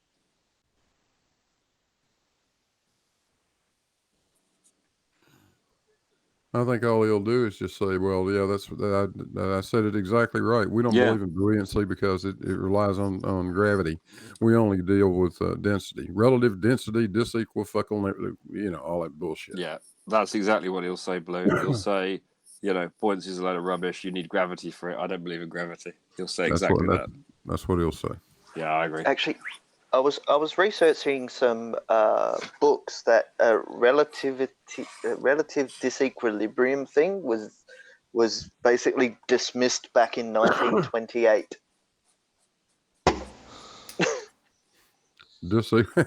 It's not even a term we normally talk about. Is it even a thing? I've never come across it. Disequilibrium is something that's discussed typically in economics.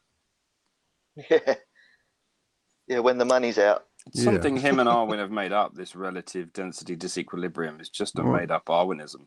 It is. It sounds. It sounds semi-scientific, doesn't it? Yeah. Yeah, it's like ether band. Well, it's got the word relative in it, right? We know about relativity, and then it's got the word density in it, and we know that's a thing. And disequilibrium sounds clever. It's that simple as that. And I found out reification fallacy is a fallacy of itself. Yeah, it actually is. Because reification is the fallacy of ambiguity. I don't think Nathan always. I don't think he understands it when he uses it quite often because he does these fallacies, and I think he. I don't think he actually thinks so. He gets a lot of them wrong, especially the P1Q QNP, which is another one of his favourites. He often uses that just about any argument he's not got another answer for. Nathan, come. I'll send you, if you want. I will invite you to a Discord channel called the Calliopean Club. Someone knows what I mean. Yeah, these are people that are hardcore into fucking philosophy. I go in there to listen because they're hardcore into philosophy and a lot of different strains of philosophy.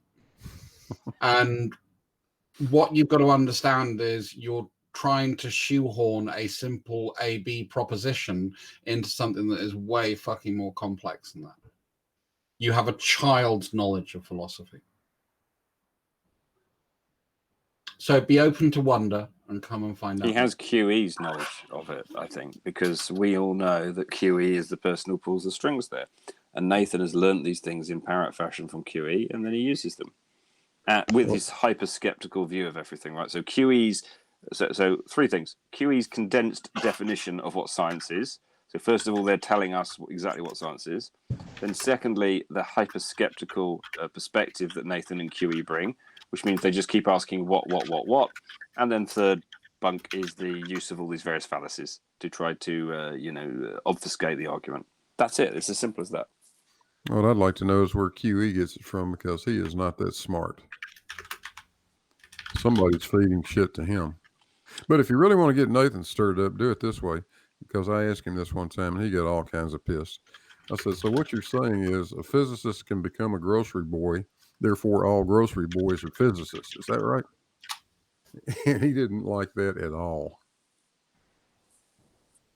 Yeah, I mean, well, I think that proves it. If you just look at the characters involved and look at the backgrounds, and I'm not being a snob. Well, I am actually.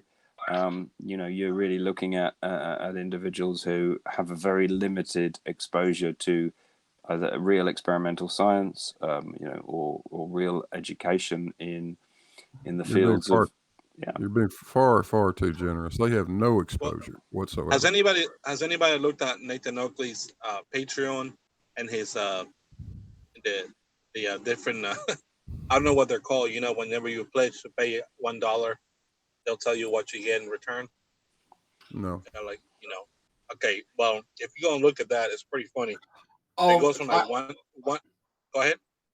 No, I was going to say my favorite one I saw for Nathan was come and have lunch with me. It'll cost you $108 for 2 hours. And then it's got in brackets, lunch not included, which I just thought was classic. But it's like all the way to like $100. It's like, $10, buy me a burger and you get nothing in return. Like $50, you pay for I get a new car, you get nothing in return. I'm like, what the heck is this? I'm smug. No, I'd get something in return. I get that fucker's front teeth in my pocket. And that would well be worth it, Blue. That would well be worth it. Yes, it would. Yeah. I think we were discussing the non-violent approach to this earlier, and I was very guilty of stirring all that. We up, are, but we can waive it. In the case of QE and Nathan, we can waive that, and that's me talking, right? And I'm someone who is a pacifist. But Nathan and QE, we're going to waive it. The acceptance that proves Nathan Oakley, he has a reason to be smacked in the chops. And he was still. Yeah, he smacked his child on a live stream. Yep. I don't know. I wouldn't go as far as saying that he did. Yeah, again, I wouldn't want to really go into that topic. That's to do with I know. him and his family.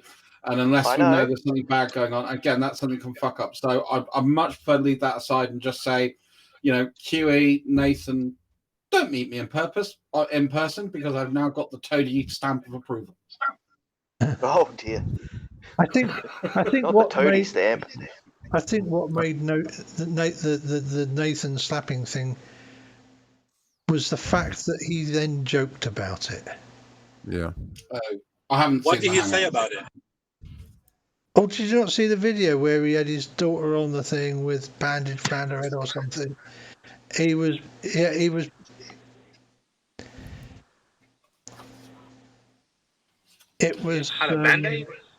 Well, no. He brought his daughter on with a big bandage around her head that, like, she'd been her head had been chopped off or something. Yeah, have you not seen it? And then he goes, "I never hit my family. I think it's the most important thing." It was really quite shocking. I think that was just his bad taste of on sense of humor. I think he was trying to be. Yeah, I see it. I understand. Extreme. If you're already being scrutinized about that, don't joke about it. That just makes you look even worse. I'm with you. Yeah, but don't put the child in that position of your apology. Just apologize that you may have done something wrong, okay? But it was the fact that he didn't own it as a man. He used his child as the shield. I remember I was watching one of Wolfie's videos, and he was showing his telescope, and then his little kid, his daughter, was touching the stuff, and he said, "Yeah, I'm gonna let my kid touch the stuff. This is, just material stuff. It can be replaced." And I didn't understand the context until like months later. I heard about the Nathan Oakley thing. I was like, "Oh, that was Wolfie's way to give a nod to that." But yeah, it was. It's been a few months since that, but it cracked me up because I saw that before I understood the context, and then then it dawned on me, oh, that's what he was saying. He doesn't mind his daughter touching stuff. and I'll just help Toady out. Remember, Toady, in this world there are the chavs and the chav-nots. I just find QE, I think is particularly, obnoxious. But Nathan too, I think runs a very close second. When he wanted to rape Timmy Osmond, right, with R and other people were holding the yeah. arms down, right? If you listen to that clip, you would think the person is a little bit psychotic, I would say, right? The way you went through the description, a very visual description, as narcissists do. Exactly. He kind of had Ranty and Sleeping Warrior was on the bottom holding the legs down. He went into deep explanation of this analogy of how they were going to rape Timmy Osmond, right? And it was just, the way Nathan does it and voices it is just, That's the type of example that sort of ends with, "But I'm not gay."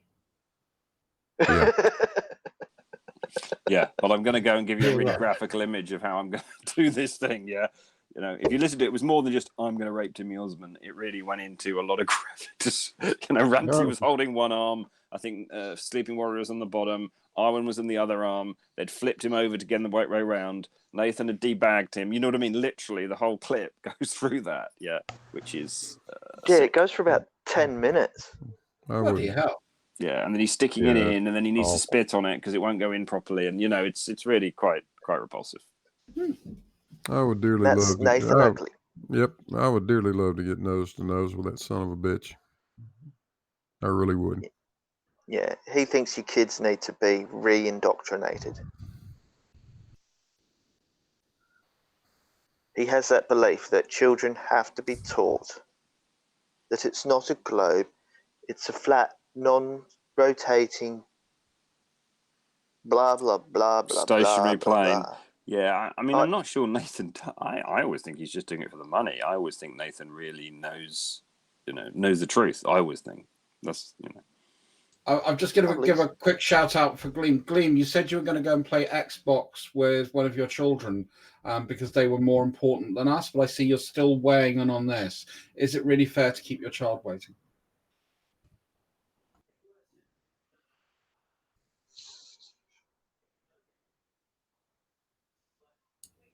Sorry. I stopped chatting.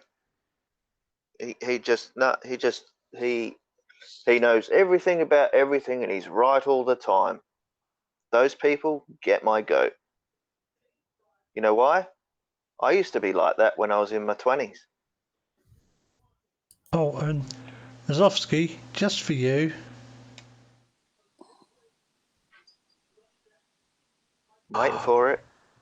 For those not seeing the stream, it is Orinoco Cockwomble. I'm not seeing it. Who's Rozovsky? Who is Rozovsky? He did the Anthony Riley parody music video. Oh, right. And he's done another one as well. Oh, yeah, right. He's very funny. He did one with Anthony Riley or something. That's the one. That's the one. Yeah. Yeah. That's His the one. work is particularly good. The one that Terry loves. Oh, Rozovsky. If you come find my, I'll tell you what. I'll put my Discord in the. Put the link to my Discord in here. If you come to my Discord, I can pass you the link to Terry's.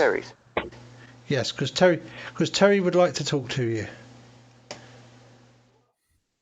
Actually, we all would. We have some ideas. What's Terry's surname? I want to go and watch Terry's video. So what's he called? Davies. Davies. All right. Exactly. All right. I'm going to leave you guys. I'm going to go and watch that. It's nice. Terry Davies, ex-criminal. Right. Okay. I'll try that. Toady, there is. Yep. Toady, I can assure you, there's no rush to go and see Terry's video. No. It's 12 minutes of perfect flat Earth proof. Hey? It's 12 minutes of perfect flat Earth proof, but I wouldn't rush to go watch it. I know what he's done. Oh, I love what? Terry. I've got to go and Just go and watch it. You've got to go and watch it. Watch it on 2 times, though. Dross, you've seen it, haven't you? No, I haven't. I've just worked it out. It goes for 12 minutes. Yeah, it's probably a bit like one of my favorite classical pieces of music, which is called 4 minutes and 3 seconds. That's the one. Cool. That's the one. and it was actually the best bit to us. It was actually a live stream. 12-minute live stream of the perfect flat Earth proof. Old Spurs says we need to spice up this drivel. Oh, what Double with dribble. his shit? That's Oh. no. No. No. Alan, I- by the way, congratulations on passing 200 subs. Oh, I hadn't noticed. 205, mate. Thank you. Oh, You that's got more than brilliant. me. Terry will be most unhappy. Yeah, you went quicker than he did. Yeah, and the funny thing is that I don't do any of this for getting subs or anything else. Oh, no. I just do it because I can, and it's like I make the odd video. I did finally get that video to export from Premiere after I restarted the computer. So Yeah, because it would have been stuck in the cache. Because there probably wasn't quite enough room left in there to export it as well. Yeah, at the same time as finishing the render. Yeah. Well, yeah, well, it wouldn't have been able to. It couldn't render because, well, I had Discord open and I was communicating on Discord, and I think I had Zoom open as well. It was, Yeah. It was. Alan, if you ever need processing power to do big renders, you're always welcome sending me a file. I mean, my normal PC I use every day is 12 cores, and I've got a 32 core Threadripper as well that I use for work. Yeah, I mean, it was only 4K 60 FPS, but it was only 2.5 minutes. So once I rebooted and didn't have everything open, it rendered it in about 5 minutes. Well, maybe 10.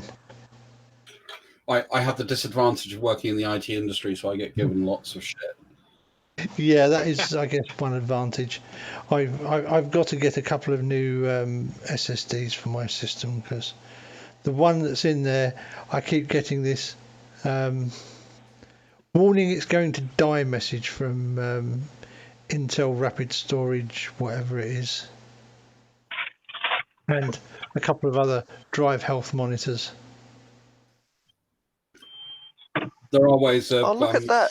All right, I'm back. Right, there's a problem with Terry's video that he's uploaded. Okay, there's 12 minutes, but it doesn't seem to have much content in it. Perfect flat Earth proof. Look, He trailed it as a really great proof, and he said it was really good, and it was gonna do. Yeah, exactly. Yeah, wasn't it? I've just wasted ages scrubbing through it trying to find something, and watching other videos that weren't that video. Just to see if it wasn't broken. Put up. He said he'd only put one video up ever, and it was going to be the last one he ever put up. So, Toady, it was an accidental live stream while we were trying to figure stuff out, and it was just completely. And of course, he didn't even know he'd done it, and it rendered, and it just appeared on his channel, and it was like, "What's this?" So he just then titled it. But yeah, because it had been live streamed, it was already published, so he just called it. He just retitled it, and yeah. I was sitting here thinking about it, and I thought, I bet this is just like the classical music piece, 4 minutes and 3 seconds. is that on John Cage? That's a John Cage bit, isn't it? Yeah, it's where the only thing that happens is the pianist goes to the piano, opens the lid, sits down. Yeah. Personally, I prefer my Shostakovich. Actually, no, I do like Shostakovich. I used to describe it. It's a bit like being punched in the face with a velvet glove on a steel fist. It's funny. The chat seems to be moving a lot smoother since Gleam left. Like, there's not these long-winded fucking rants. Yeah. I see. Sean Hawkins says he can play 4 minutes and 3 seconds as well. Yeah, that is the one piece of music I can play too. Actually, no, because you realise that piece of music is that there's no timing to it. You have to know that as a musician. It's about using your internal metronome. It's actually a horrible. No, I'm not joking. It's a horrible piece to get right, and people are judged on it by the fact that they can make it last a prescribed time. I know it's 4 minutes and something. I think it's 4 minutes and 3 seconds, but I can't remember the exact title of the piece. I can get my internal business wouldn't help because I actually have a resting heart rate of 49 beats per minute. Cool. At some At point, 44. At some point, you'll have a resting heartbeat of 0. Yeah, but we don't want to get there too quickly, do we? No, that's fine. But here's the kicker, Truss. I am 5'9" and a bit. I weigh 90 odd kilos, but I have a resting heart rate of a freaking athlete. Did they ever have Doctor Who in Australia? Yes, we did. Tom Baker's my favourite. Ah, so I wondered why the Davros was there, and I was thinking the Australians didn't have Doctor Who, surely not. Davros, he was my favourite character. Yeah, mine too. Yeah. People call me Davros now when they see me in the street. You got him on camera? I don't know. I think my favourite Doctor Who video was the Sea People that crossed over John Pertwee and Tom Baker. The Sea Devils. Oh, yeah. Yeah. Who are related to the Silurians. See, now you're going off the sad end of the cliff. Yeah, I remember know. Well, they are related to the Silurians, aren't they? They were a different break-off race to the Silurians. Yeah. Yes. Yeah. My favourite one, really. Yeah, I remember that. Go on. Go, Toady. No, you go. No, some of my favourites were that crossover Pertwee into Baker period. I mean, I think, the real juice was... Well, the modern juice was around David Tennant, I think. It was pretty good then. And I think the old one was probably Tom Baker. If I had to pick, if I had to see the whole of one, it would probably be Baker over Pertwee but they were both really very inventive periods. Pertwee and Baker. Yes, they were. I like the car. I like the car in Pertwee. Yeah, the Bessie. Bessie, and I think that was all that. Well, Bessie actually existed. They actually made it, and he used to drive it around. He used to take it to the shows and everything, and even had apparently the features that they put on it. It had sort of a few features. Yeah, those features actually worked apparently. Yeah, and it was just a great period of television, and obviously sort of coincided with things like Blake 7 as well. Yeah, we had Blake 7. And I think that was another really phenomenally good piece of early sci-fi, and kind of got us away from the space 1999 and sort of Thunderbirds era, which preceded it. Actually, we had a stupid show. Okay, you know how they had a lot of cop shows in the 60s and 70s? Yeah. Do you know how messed up we were calling a police show? We called it Cop Shop. Cop Shop. I always liked CI5. That was a classically good show. But they couldn't come up with a better name than Cop Shop. Did you just reference The Professionals there? I did. Bam, bam, bam. So who were you, Bodie or Doyle? I was more of a Bodie than a Doyle. You were more of a Bodie than a Doyle. I thought as much. About Chip. Yeah, more of a Bodie than a Doyle. Doyle was a bit soft. But I like The Saint as well. Oh yeah, Ian Ogilvy, classic actor. Yeah, Saint was very good. Yeah. What, the movie? No, the series. Well, and there the was, Avengers, of course. The there Avengers was the great. there was the original Saint with Roger Moore. Yeah. And then there was the TV series. TV series, and then which was in the 60s, and then in the late 70s, Ian Ogilvy did it. Yeah. Yeah. Because they bought it back. And they got rid of the Volvo P70 and gave him a Jag, didn't they? Yeah, XJS. Yeah, and he was like that gentleman, Gentleman. The James gentleman's Bond. gentleman. Exactly, he was. Yeah. And the other one I loved was, of course, Patrick McGowan in The Prisoner. That was very good as well. That was classic. I tell you what, really liked Patrick McGowan in Man in a Suitcase. Oh yeah. What's that? Never seen that. I haven't thought of that. Don't know that. What's that? That was McGowan's other huge hit, although not was as. it? Well, of course, the problem was that they did the one series of they did The Prisoner, and that became. But I thought he hugely- was Danger Man because The Prisoner is all I am. I'm Yeah, a free he man. was the- I am. You are number 6. Who is number 1? You are number 6. And when you put the stress, of course, is He was. explains the whole He thing. was. He was. I think he was Danger Man, but he was also Man in a Suitcase. I've never seen that. I'll have to look that up. It sounds interesting. Yeah, it's worth. He drove a Hillman Imp in that. That was Danger Man, wasn't Actually, it? No, that's Man Was in a that not Suitcase. Danger Man? That was called Man in a All Suitcase. right, I'm gonna look it up. I'm gonna look it up. You remember it originally? Oh man, is that McEwen? Is it? No, it's not McEwen. No. Richard See? Dangerfield. Sorry, it's Richard Bradford. There you go. You see? Am I getting?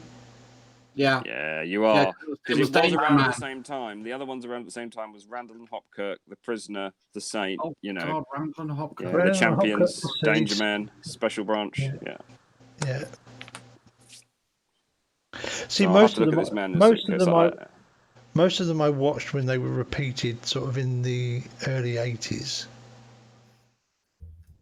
and in the early days, of satellite TV, when they were, and when TV started going 24 hour in the UK, because they were absolutely desperate for content. So they could just fill up the hours overnight. Because that's when they started doing things like Captain Scarlet all night on Channel 4. Yeah, I used to like Channel 4 because of the triangle. Did you remember the orange triangle programs or pink triangle? Yeah. Wasn't it? Yeah, I was used to look for those in the listings as a 14-year-old. It was when they were doing, because I used to go clubbing, come back, and there'll be like part of a Captain Scarlet episode on at 1 o'clock, then another part at 3 o'clock, and another part at 5 o'clock. And then that was one story, which meant you never ever got to see the end of any of the Captain Scarlet stuff because you're normally too pissed by that point. Some days I used to drink. But yeah, that I always like. And yeah, I don't know. I'll tell you what I really miss, and that was that they always used to put really good films on a Sunday afternoon. There was normally one on ITV, and then there was one on BBC Two. While the sports was running. Yeah, and they don't do, and that I think that was always a good thing because you always used to have like the classics, like Ben-Hur or El Cid or some classic westerns there, and yeah, that I got to watch a lot of films there that I probably never would have seen if it hadn't been for that programming. Everyone remember the Magic Roundabout? Of course we do. Of course we do. I had such a great childhood because Australia started bringing in Japanese cartoons. Yeah, because you got to Battle for the Planets and stuff quite early, which was done. We had Battle of the Planets. That was the Japanese American collab. It was Battle of the Planets. What was the other one? Star Blazers. Yeah. Astro Boy. Oh God! I got to watch all them as a kid. But I also had Doctor Who and the goodies and the young ones, and so I had a good mix. And it wasn't Americanized; it was UK and Japanese. It was different. Because of course the ABC was like the BBC.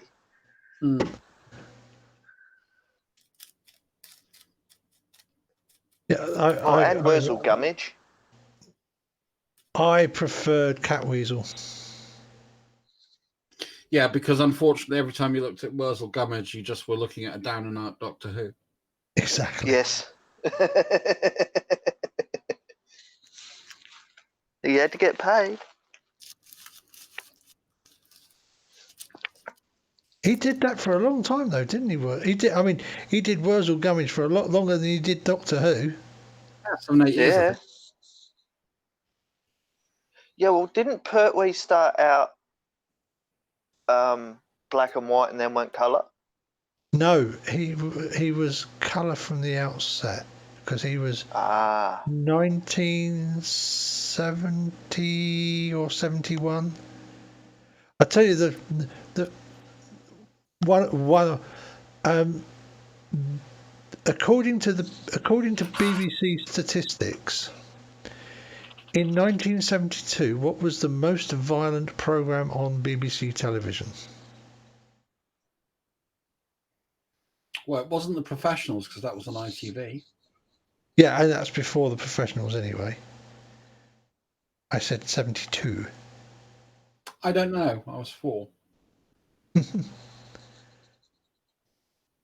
So we did that from 79 to 81. What? Wurzel Gummidge? Wurzel Gummidge, yeah. Oh, I thought it was longer than That's that. a bit of all right. I'm going to say the most violent TV program in 1972 was Bagpuss. Doctor Who. How weird. I can see that though. But by the BBC, and that's by the BBC's own metric. Quite what that is, I don't know, but yeah. Yep. No, I can see it. But they had I Claudius on around then, didn't they? No, that's for afterwards. That was actually something a bit weird. I remember watching. I tell you the other one that I used to watch, The Water Margin. Oh, I used to love that. Heroes of Liang Shampo. Yep. Lu Chan, I think was the yeah. I was going to say something I find a bit weird. So, does anyone watch Gotham? Yes. No. So you know the butler Alfred. Pennyworth. Yes. Yeah, that's John Pertwee's son. Son or nephew? Son. Oh wow. Yeah, I recognise the name. Because a lot of people would like to see him play the Doctor. Mm. Yeah, he's a very good actor. He would. Yeah. He would, but he won't. Actually, speaking of good 70s cop shows that have been made recently, Life on Mars was a good show. Mm. I quite like that. I like the British version over the American version. Yeah, that's what I'm talking about. Mm. The British version of Life on Mars with what's his name? Yeah, who could have been in the Sweeney in the 70s? Yeah. I've forgotten his name. What's his bloody name? He could have been in the Sweeney or Minder, I reckon. He would have been good in both. Yeah.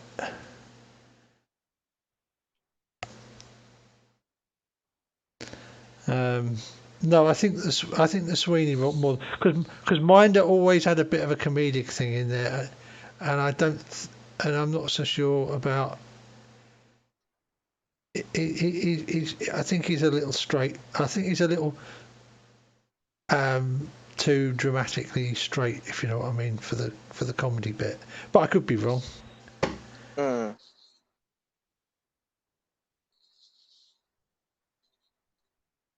Philip Gleinster.